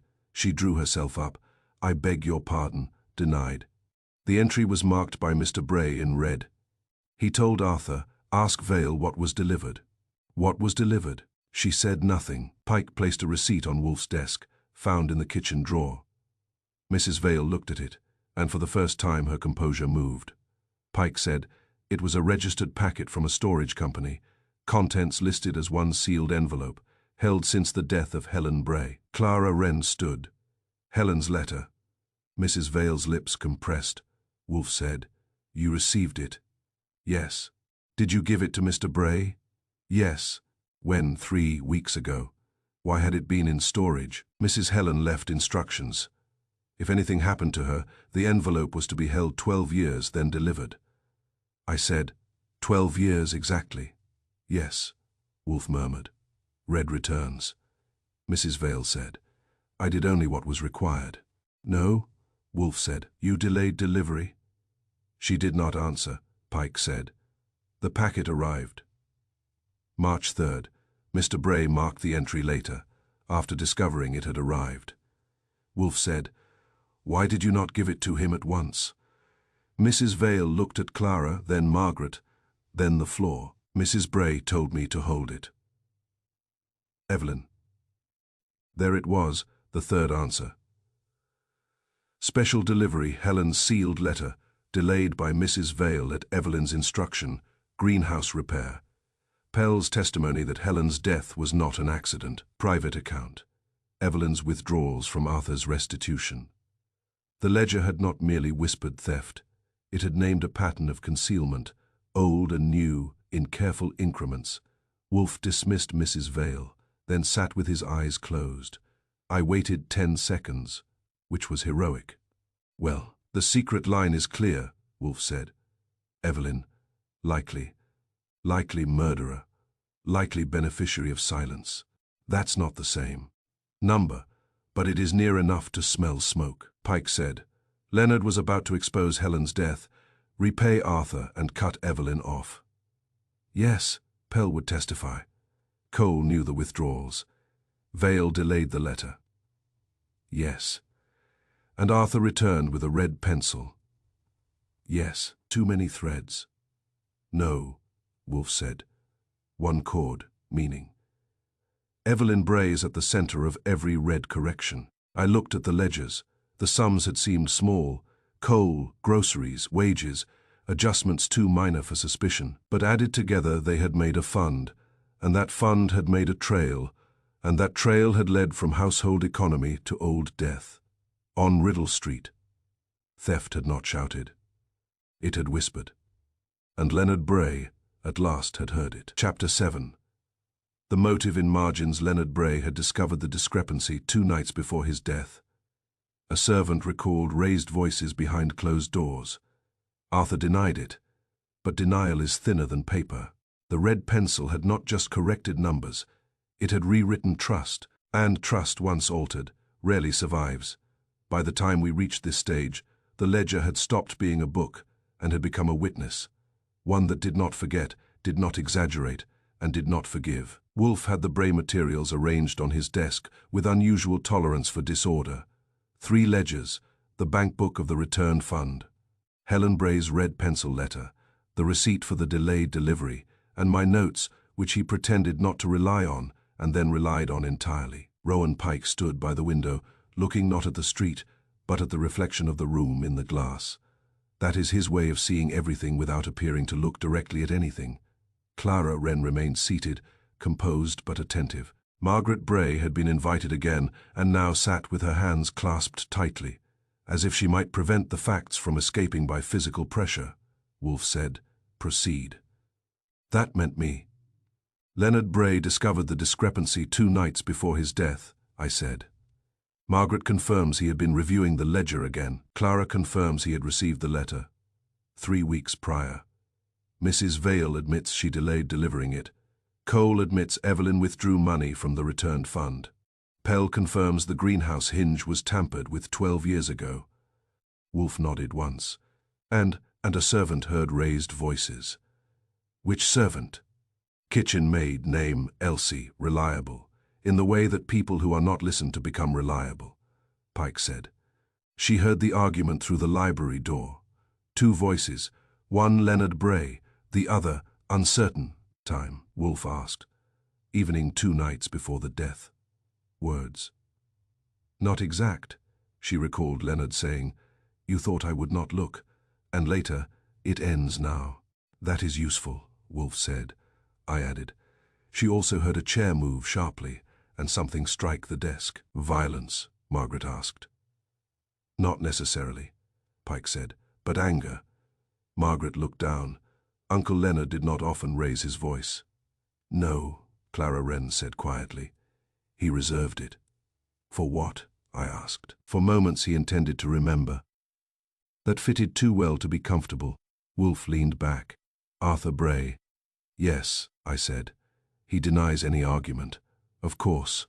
Claims he left after dinner and walked for 2 hours. Unverified." "Yes." "His denial," Wolf said, "is thinner than paper." Because it does not address the substance." I grinned. "You mean he denies noise but not motive?" "Precisely," Pike said. Arthur admitted. He confronted his father about the trust. Margaret looked up sharply. "He did, yes," Pike said. "Yesterday morning. He told me privately." "You did not mention that," I said. "You did not ask." "I'll correct that." Wolf ignored us. "What did he say?" Pike consulted his notes. He said, "I asked him whether he had taken my mother's money. He said I should be careful what I named theft. I told him I had been careful for 12 years. He said I had learned nothing." Clara closed her eyes briefly. Pike continued. "Arthur said Leonard, then told him about the returned fund, said he had been restoring the amount gradually. Arthur accused him of deceit. Leonard told him restitution without humiliation was still restitution. Arthur replied that humiliation had already been paid." "That is not reconciliation," I said.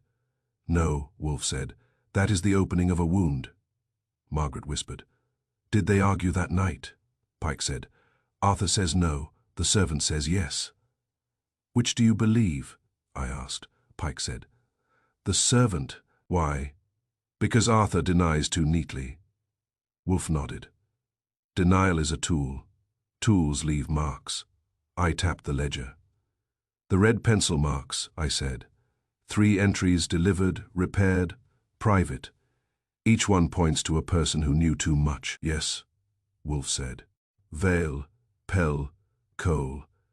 "Yes, and all of them connect to Evelyn." "Yes, but Arthur connects to motive." "Yes, and Leonard connects to discovery." "Yes." I spread my hands. "So the motive is in the margins." Wolf's eyes opened. "Explain." "The ledger corrections themselves," I said. "They are not just accounting. They are annotations.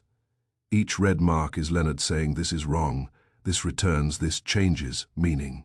"Yes." "And the margin notes. The little circles Pike found. Those are reminders to check entries."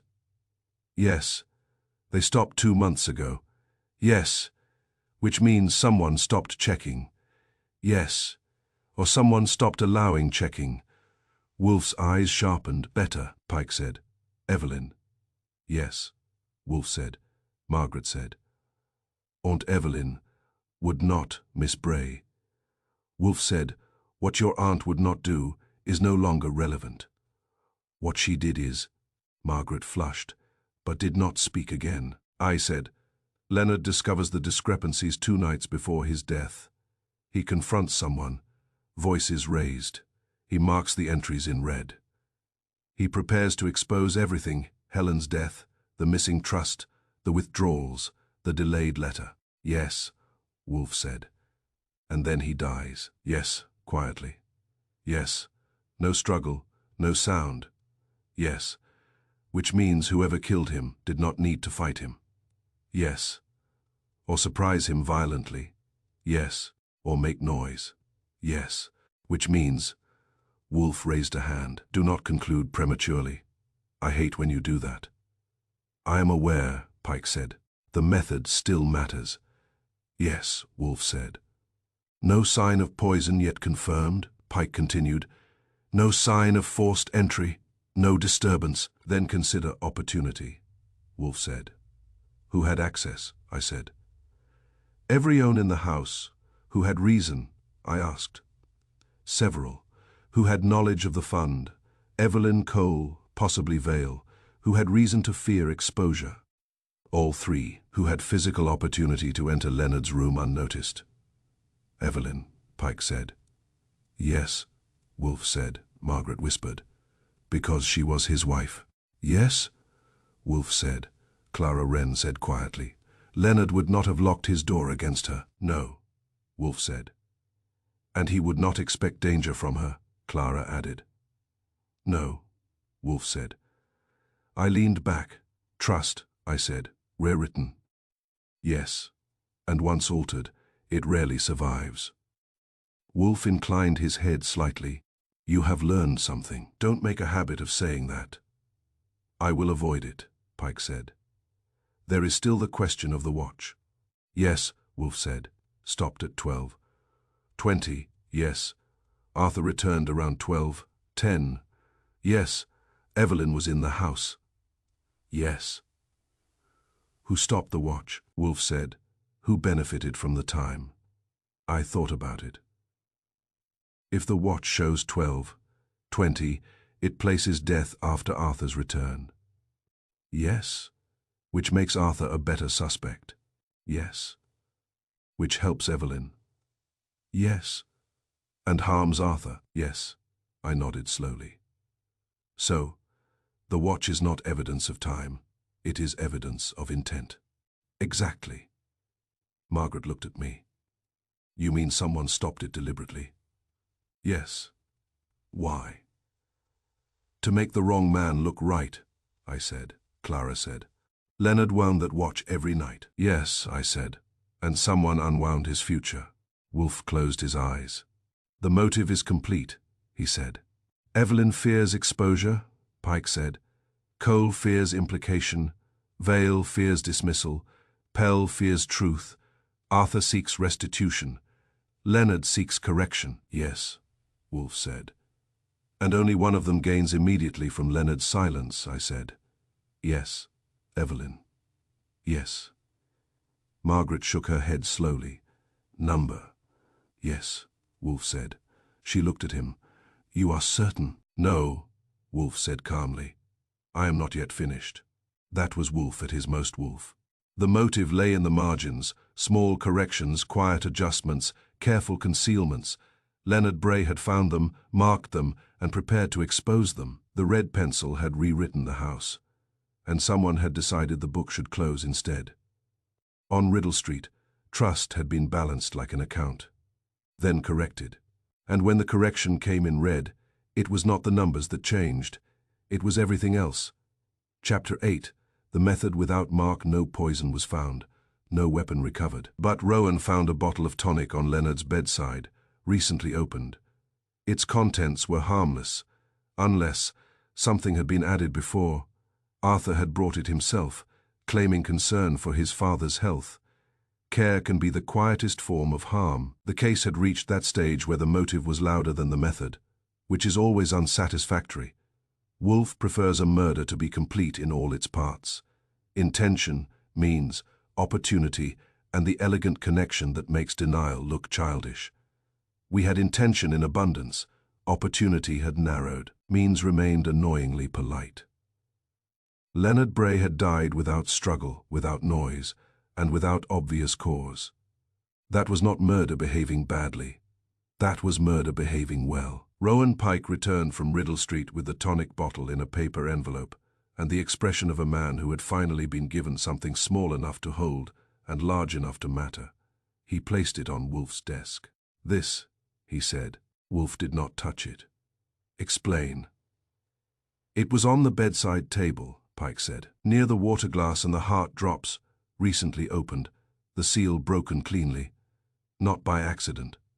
Who brought it? I asked. Arthur Bray, Pike said. That landed softly but solidly. Margaret Bray, who had been allowed to remain despite Wolfe's usual preference for fewer witnesses, leaned forward. Arthur, she said. Pike nodded. Mrs. Vale confirmed it. The tonic had not been in the house before. Arthur brought it 3 days prior, saying Leonard needed strengthening. Clara Wren said quietly. Arthur always preferred remedies that required measurement. Wolf's eyes flicked toward her. Explain.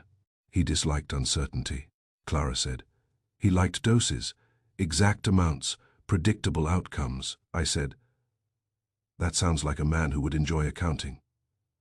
Yes, Wolf said, and possibly murder, Margaret whispered. Arthur would not. Miss Bray, Wolf said, you must decide whether you wish truth or comfort. They rarely share a chair. She said nothing. Pike continued. The tonic itself tests clean. No known poison, no residue of common compounds. That is inconvenient, I said. Yes, Pike said, but not decisive. Wolf nodded. Because the absence of poison now does not prove the absence of poison earlier.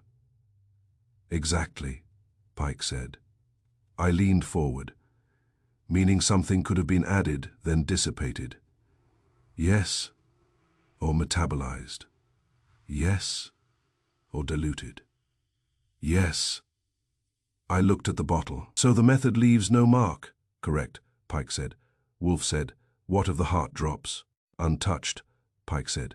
Bottle nearly full. No sign Leonard used them that night.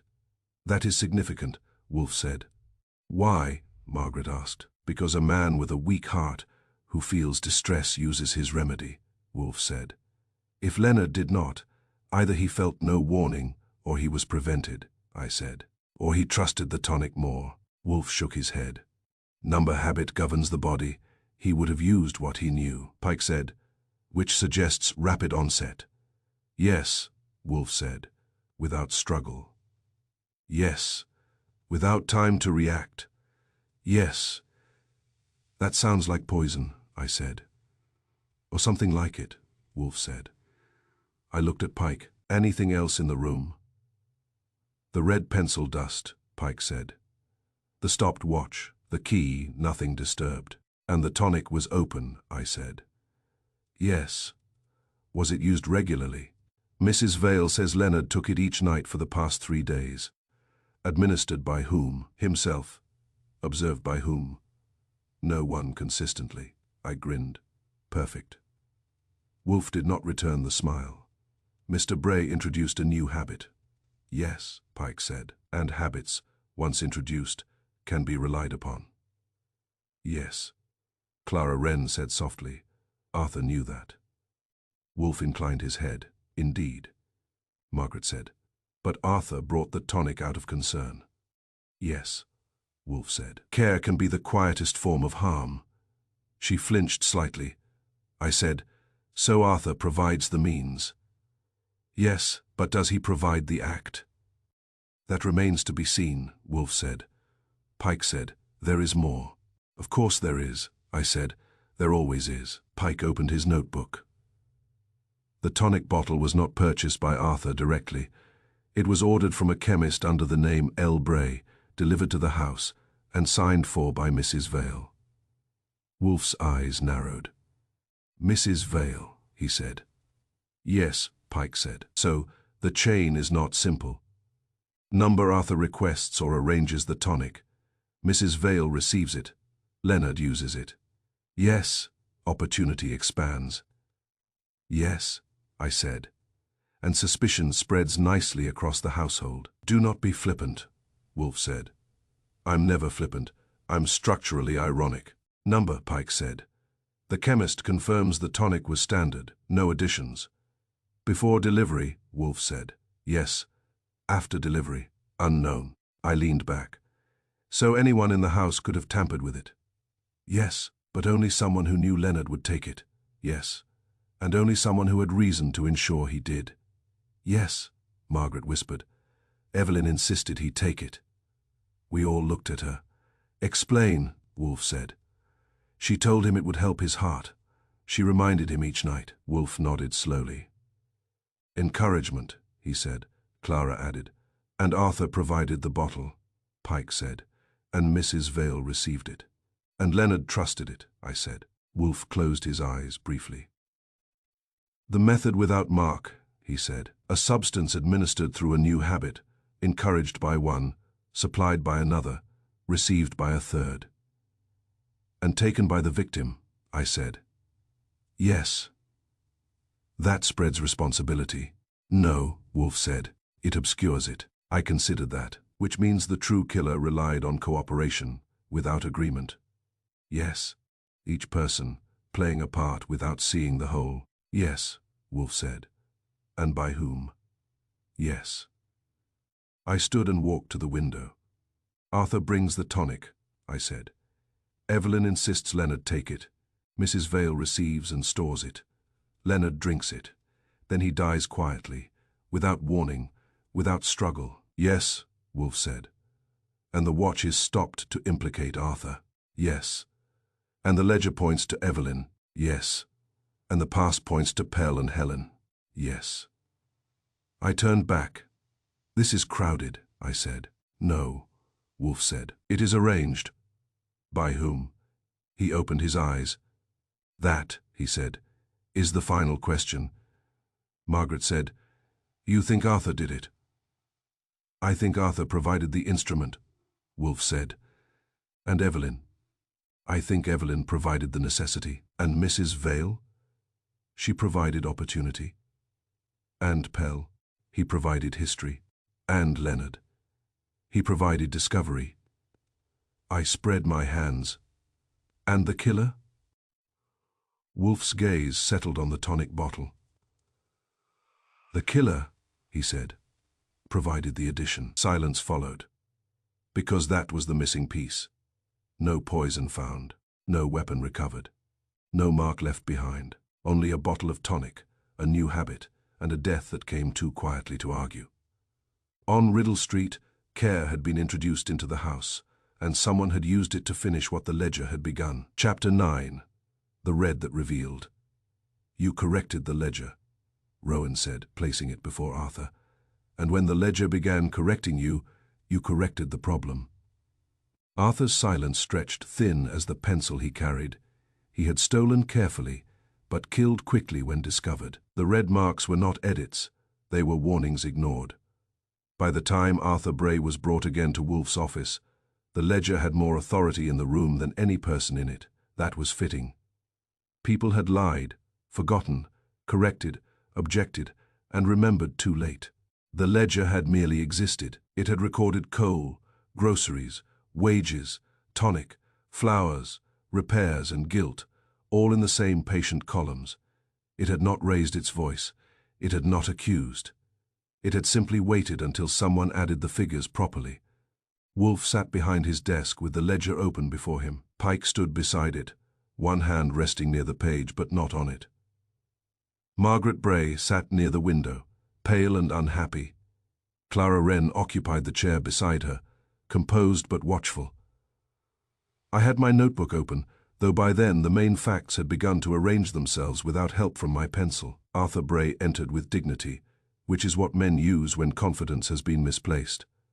He wore the same dark, severe suit, and in his breast pocket, visible because Pike had asked that it remain so, was the red pencil sharpened, exact ready. Sit, Wolf said. Arthur sat. Pike picked up the ledger and placed it on the small table in front of him. He did not open with accusation. Pike rarely wasted force when weight would do. You corrected the ledger, he said. Arthur looked at the book. Number Pike turned a page. These graphite reductions began 5 years ago. I was not in the house 5 years ago. Number, but the pattern changed 3 weeks ago. Arthur's eyes moved. That, Pike said, is when you returned. Arthur said nothing. Pike continued. Before you came back, the corrections were small, regular, and hidden in routine. After you came back, 3 entries were marked in red special delivery. Greenhouse repair, private account. My father marked them. Yes, Pike said, after he found the pattern. Then ask him. We are doing the next best thing, I said, which is asking the man who benefited. Arthur looked at me. I did not benefit from my father's death. No, the return fund was for you. It was already mine. That is often the first sentence of theft, Wolf said. Arthur turned to him. My father stole from me. Yes, Wolf said, and began returning it. Too late. Yes. Secretly. Yes. Cowardly. Yes. Wolf's agreement bothered Arthur more than denial would have.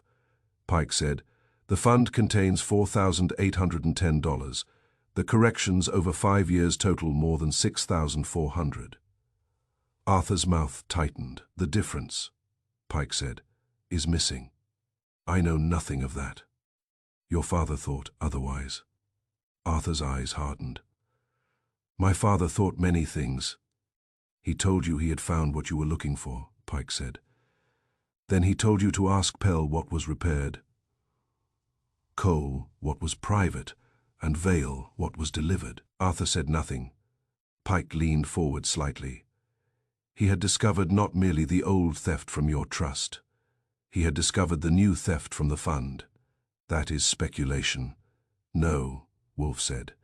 It is arithmetic. Arthur's gaze snapped toward him. Wolf continued. You are an accountant by training. A man fond of order, exactness, and clean endings. You came home claiming to assist your father with accounts. In fact, you came to confirm what your mother's letter had suggested, that Leonard Bray had taken your trust. You discovered the returned fund. Arthur's face remained still, but his right hand moved toward his breast pocket, stopped, and lowered again. Wolf saw it. So did Pike. So did I. You found the fund, Wolf said, and decided it was yours. That conclusion was not wholly unreasonable. Unfortunately, you did not stop there. I took nothing. Wolf opened his eyes. You took precisely what you believed was owed, and a little more, as injured men often do. Arthur's voice sharpened. You cannot prove that. Pike placed a bank slip on the ledger.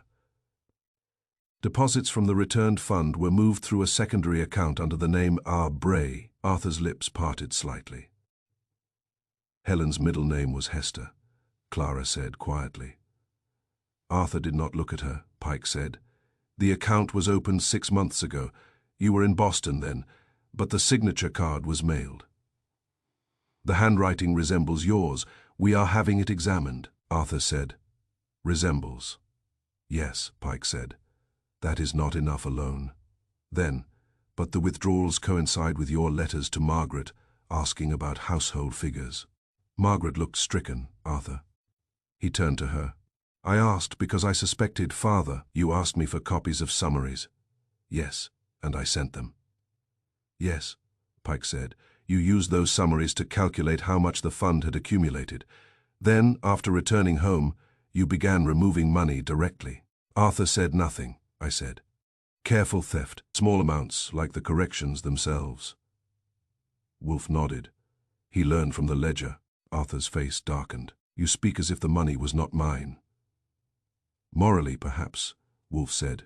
Legally, not after you stole it. Pike turned the ledger toward him. Your father discovered the discrepancy 2 nights before he died. A servant heard raised voices. You denied being there. I was not.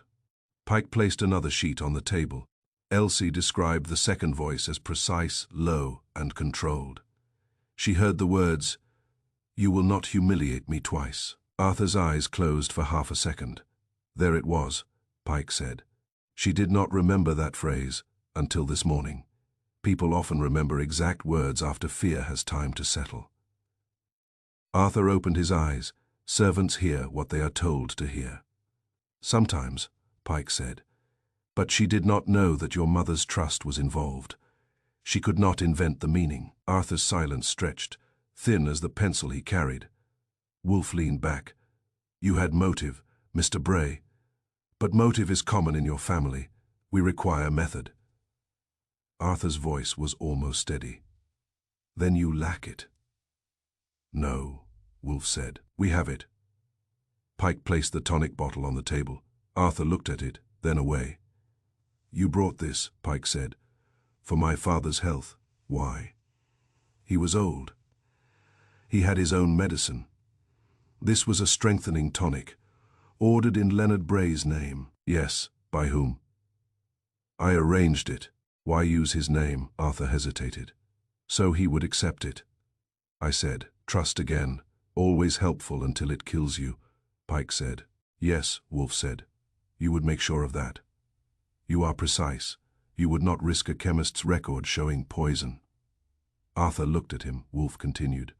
The addition was made later, not a common poison, a preparation that produced sudden cardiac collapse in a man already believed to have a weak heart. It leaves little trace if taken in small measured doses over several nights. The medical examiner's second report found residue in the stomach, lining consistent with a concentrated digitalis preparation. Margaret gasped. Arthur said, "Digitalis is a heart medicine." "Yes," Wolfe said. "In proper dosage," Pike said. "Too much becomes fatal." Arthur's jaw tightened. Many people knew of his heart. "Many did," Pike said, "but not many measured the tonic." Wolfe said, "You did." "I brought it. That proves nothing." "Number, but Mrs. Vale confirms you instructed Leonard to take 1 teaspoon nightly." Evelyn Bray reminded him, believing it harmless. "Your father took it because you presented concern as reconciliation." Arthur's face changed then, not enough for confession, but enough for recognition. "Care can be the quietest form of harm," Wolfe continued. "You did not need to enter his room at midnight. You did not need to fight. You needed only to establish a habit. 3 nights of tonic, 3 nights of trust. On the final night after he confronted you, you increased the dose." "I did not," Pike said. "You returned at 12:10 by the back door." "Yes, I have never denied it. Your father's watch stopped at 12:20. I did not stop it." "No," Wolfe said. That surprised him. Wolfe continued, "The watch was stopped by someone who wished suspicion to fall on you after the body was found. That fact nearly deceived us. It suggested a crude effort by Evelyn Bray to implicate you. But the truth is subtler." Arthur's eyes narrowed. "You did not stop the watch," Wolfe said. "Your father did." Margaret whispered, "Uncle." "Yes," Wolfe said. "Dying, weak, unable to call out, he used what was near, the watch, the red pencil, the key. He tried to leave sequence. He had already marked the ledger. He carried the red pencil upstairs, or took it from his pocket. The red dust near the bed was not accident. It was effort." I stared at Wolfe. "That's new," I said. "It is not new," he said. "It has been ignored." Pike nodded slowly, the stain on his thumb. "Yes," Wolfe said. "He tried to mark something, but failed. The pencil broke or dropped. The dust remained," Arthur said. "Then where is the mark?" Wolfe looked at him. "On the watch." Pike produced the pocket watch in its evidence pouch. I had seen it before, open and stopped at 12:20 now. Under the desk lamp, Pike turned the inside cover toward us. There was a faint red scratch across the number 12. "Not on the hands, on the 12, Wolfe said. "Not time, a number." Arthur's face went still. 12, Wolfe said. "Not 12:20. 12 years, the age of the old crime, the return, your mother's letter, your father, dying, tried to mark the watch as he had marked the ledger. Red means returned." Clara Wren put a hand to her mouth, Wolfe continued. He was not naming the hour. He was naming the past. Arthur whispered, "Number." "Yes," Wolfe said. He knew what killed him, not because he detected the chemical, but because he understood the pattern. The sun returned, the red pencil returned, the trust returned, the old death returned. Arthur's hands had tightened into fists. Pike said quietly, "You stole carefully." Arthur did not speak. "And when the ledger began correcting you," Pike continued, "you corrected the problem. Still nothing." "He had discovered the missing 1600, Pike said.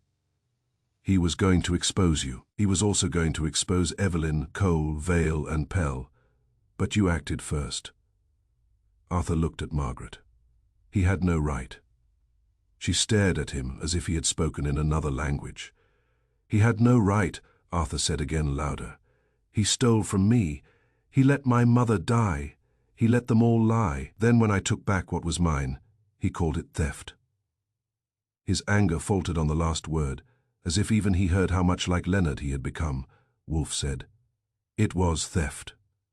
Arthur turned on him. "It was recovery." "No," Wolf said. Recovery restores. Theft repeats.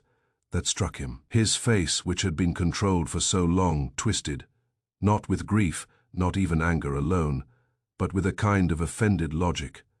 He had built himself a verdict and lived inside it. Wolf had just reversed the judgment. Arthur stood. Pike moved, but Arthur did not try to leave. I did not mean to kill him quickly, Arthur said. His voice broke, not from sorrow alone, but from the sudden collapse of the excuse he had lived inside. Margaret made a sound. Arthur continued, eyes fixed somewhere beyond the room. The tonic would weaken him, that was all. Make him ill, delay him, give me time to move the money before he could change the will. But that night he knew. He said he would call Cole, Pell, everyone. He said he would bring the whole house down. And you increased the dose, Wolf said. Arthur closed his eyes. Yes, there it was. No shout, no collapse. Just the final correction, Pike said. When? Before dinner. I went to his room, added it to the bottle. Where did you get the digitalis? From Boston. I had used it before in shipping work. Rats. That is a poor defense, I said. Arthur did not hear me, Wolf said. Did you intend Evelyn to be blamed? I thought no one would suspect murder. But when suspicion came... Arthur opened his eyes. Let her answer for Mother. Clara said, Helen would not have wanted this. Arthur looked at her. You don't know what she wanted. I knew her better than you did by the end, Clara said softly. That hurt him more than Pike's accusation. Wolf said, Mr. Bray, you killed Leonard Bray. You also stole from the fund intended to repay you. Your grievance was real. Your crime is also real. The two do not cancel. Arthur sat down slowly. The red pencil in his pocket remained visible. Pike took it from him. Arthur did not resist. After Pike led him out, Margaret remained seated, white, faced. Clara sat beside her. Wolf, unexpectedly, spoke gently. Miss Bray, grief is untidy. Do not try to balance it today. She nodded once, unable to answer. When they left, I looked at Wolf. So chapter 10 is what? The office gathering with Evelyn, Cole, Vale, Pell, Margaret, Clara, and Arthur in custody. Wolf frowned. Do not say chapter. It helps me organize. It helps you dramatize. Same trade, different rates. Pike returned after handing Arthur to a uniformed man downstairs. You knew before the red scratch? He asked Wolf. No, Wolf said. I suspected. The scratch completed it. The red marks were warnings ignored, Pike said. Yes, Wolf said. By everyone. I looked at the ledger still open on the desk. 3 entries crossed in red. Not edits, not corrections. Warnings, delivery, repair, account. Helen's letter, the greenhouse, the stolen fund. Leonard Bray had seen the truth late, marked it late, and paid for being late. On Riddle Street, red had revealed what black ink and soft graphite had concealed, and Arthur Bray, who carried correction in his pocket, had discovered that some accounts cannot be settled by subtraction. Chapter 10, the final balance Arthur was taken as the house settled into a quieter order. The ledger remained, its pages still, its truth complete. The numbers were never wrong, Rowan said. Only the man who tried to change them. On Riddle Street, a red line does not fix a mistake. It shows exactly where it began. Wolf prefers his endings indoors, seated, with witnesses arranged like arguments and facts, laid out where they cannot escape. The Bray case concluded, as it ought to, in his office. With the household assembled, the ledger present, and the past finally compelled to speak in the present tense. Arthur Bray had already been taken downstairs under Pike's authority, but Wolf insisted on proceeding. The removal of the culprit, he said, does not conclude the matter, it clarifies it. So they came. Evelyn Bray entered first, composed but no longer in control. Her grey dress had deepened to black, though not yet honestly worn. Adrian Cole followed, tight, lipped and calculating what remained of his professional discretion. Mrs. Vale came next, austere as ever, though her eyes had lost their certainty. Thomas Pell stood near the door, hat in hand, a man who had waited 12 years for a question, and had not expected the answer to arrive this way. Margaret Bray sat near the window, pale but steadier. Clara Wren took her place quietly, her presence a bridge between what had been hidden and what had been revealed. Rowan Pike stood near Wolf's desk. I had my notebook open because habit, like red pencil, travels well. Wolf began. Leonard Bray is dead, he said. His death appeared natural. It was not. The cause was a measured dose of digitalis administered through a tonic bottle introduced into the household 3 days prior. Evelyn's eyes flickered. Cole's face tightened. Mrs. Vale did not move. The bottle was brought by Arthur Bray. Wolf continued. Encouraged in its use by Mrs. Bray, received into the household by Mrs. Vale, and taken nightly by Mr. Bray. The fatal dose was added by Arthur Bray after Leonard Bray discovered the pattern of concealed funds and intended to expose it. Margaret closed her eyes. Wolf lifted the ledger. This book, he said, records the life of the household. It also records its deceit. He turned the pages deliberately. For years, small downward corrections were made. Coal reduced, groceries reduced, wages adjusted, each change insignificant. Together, they formed a concealed surplus. Mr. Bray used part of that surplus to restore money taken long ago from his son's trust. That was the returned fund. He tapped the bank book. However, not all of the surplus entered that fund. Approximately $1,600 was diverted elsewhere. Wolf turned his gaze to Evelyn Bray. You withdrew money from the fund under the disguise of household expense. The entry, private account, marks such a withdrawal. Evelyn's lips parted. I do not, Wolf said. You knew the purpose of the fund. You also knew that your husband intended to transfer it entirely to Arthur and reduce your allowance. You had motive to conceal the withdrawals and to prevent exposure.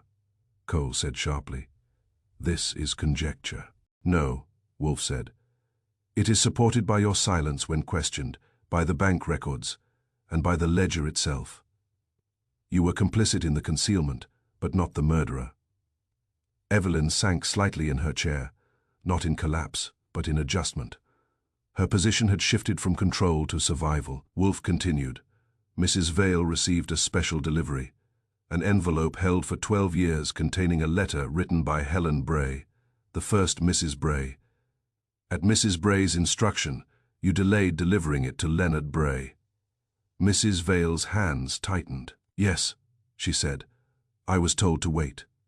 Why? Mrs. Bray said it would disturb him. It did more than disturb him, Wolf said. It caused him to review the accounts and discover the pattern of concealment. He turned to Pell. Thomas Pell repaired a greenhouse hinge 3 weeks ago at Leonard Bray's request. The same hinge had been involved in Helen Bray's death 12 years earlier. You testified that it had been deliberately loosened. Pell nodded. Yes, sir. Mr. Bray intended to expose that fact. Clara Wren spoke softly. He was preparing to correct everything. Yes, Wolf said. The ledger, the fund, the past. He placed the book on the desk.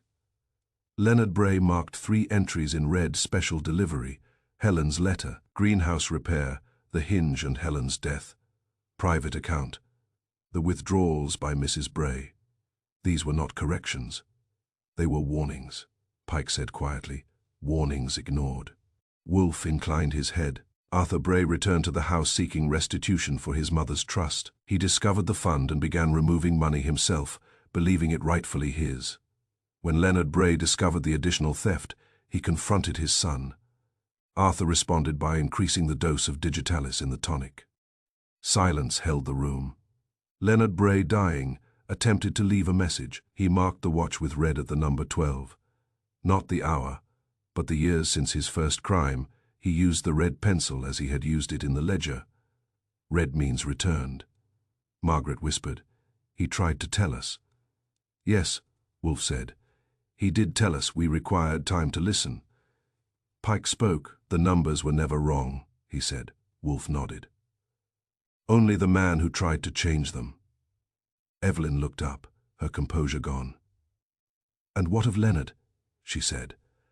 "He stole first. He caused all of this." Wolf regarded her steadily. "Yes," he said. "He did." The answer did not comfort her. Cole said, "Then this is not justice." "No," Wolf said, "it is balance." Pell shifted near the door, and Helen, Wolf's gaze moved to him. "Her death will be reconsidered," he said. "Whether it results in further charges depends on evidence that may no longer exist, but the truth has been spoken." Clara Wren closed her eyes briefly. "That is something," she said. Margaret looked at the ledger. Kramer arrived to formalize what Pike had begun. Evelyn Bray remained seated longer than the others, as if movement might confirm her new position. Cole spoke in low tones to her, already shifting from defense to mitigation. Mrs. Vale stood apart, a woman whose careful order had hidden more than it preserved. Pell left with his hat in both hands, carrying a truth 12 years delayed. Clara Wren lingered only long enough to look once more at the red pencil, then turned away. Margaret was the last to leave. She paused at the door. "Mr. Wolf," she said, "was there any way this could have ended differently?" Wolf considered. "Yes," he said. "How?" "By telling the truth 12 years ago." She nodded and went. When the room was empty, I leaned back. "Well," I said, "that settles the accounts." Wolf closed his eyes. "No," he said, "it merely closes them. Same difference." I watched him for a moment. "You know," I said, "for a house that ran so carefully, they made a mess of everything." "Yes," Wolf said. "Numbers. Money, trust, family. None of it balanced. Number, and all it took was a red pencil to show it." "Yes." I picked up the ledger and closed it. On Riddle Street, the pages were still now. The figures had stopped shifting, the quiet corrections had ended, the truth had been added, subtracted, and finally carried forward. A red line had been drawn, not to fix the mistake, but to show exactly where it began.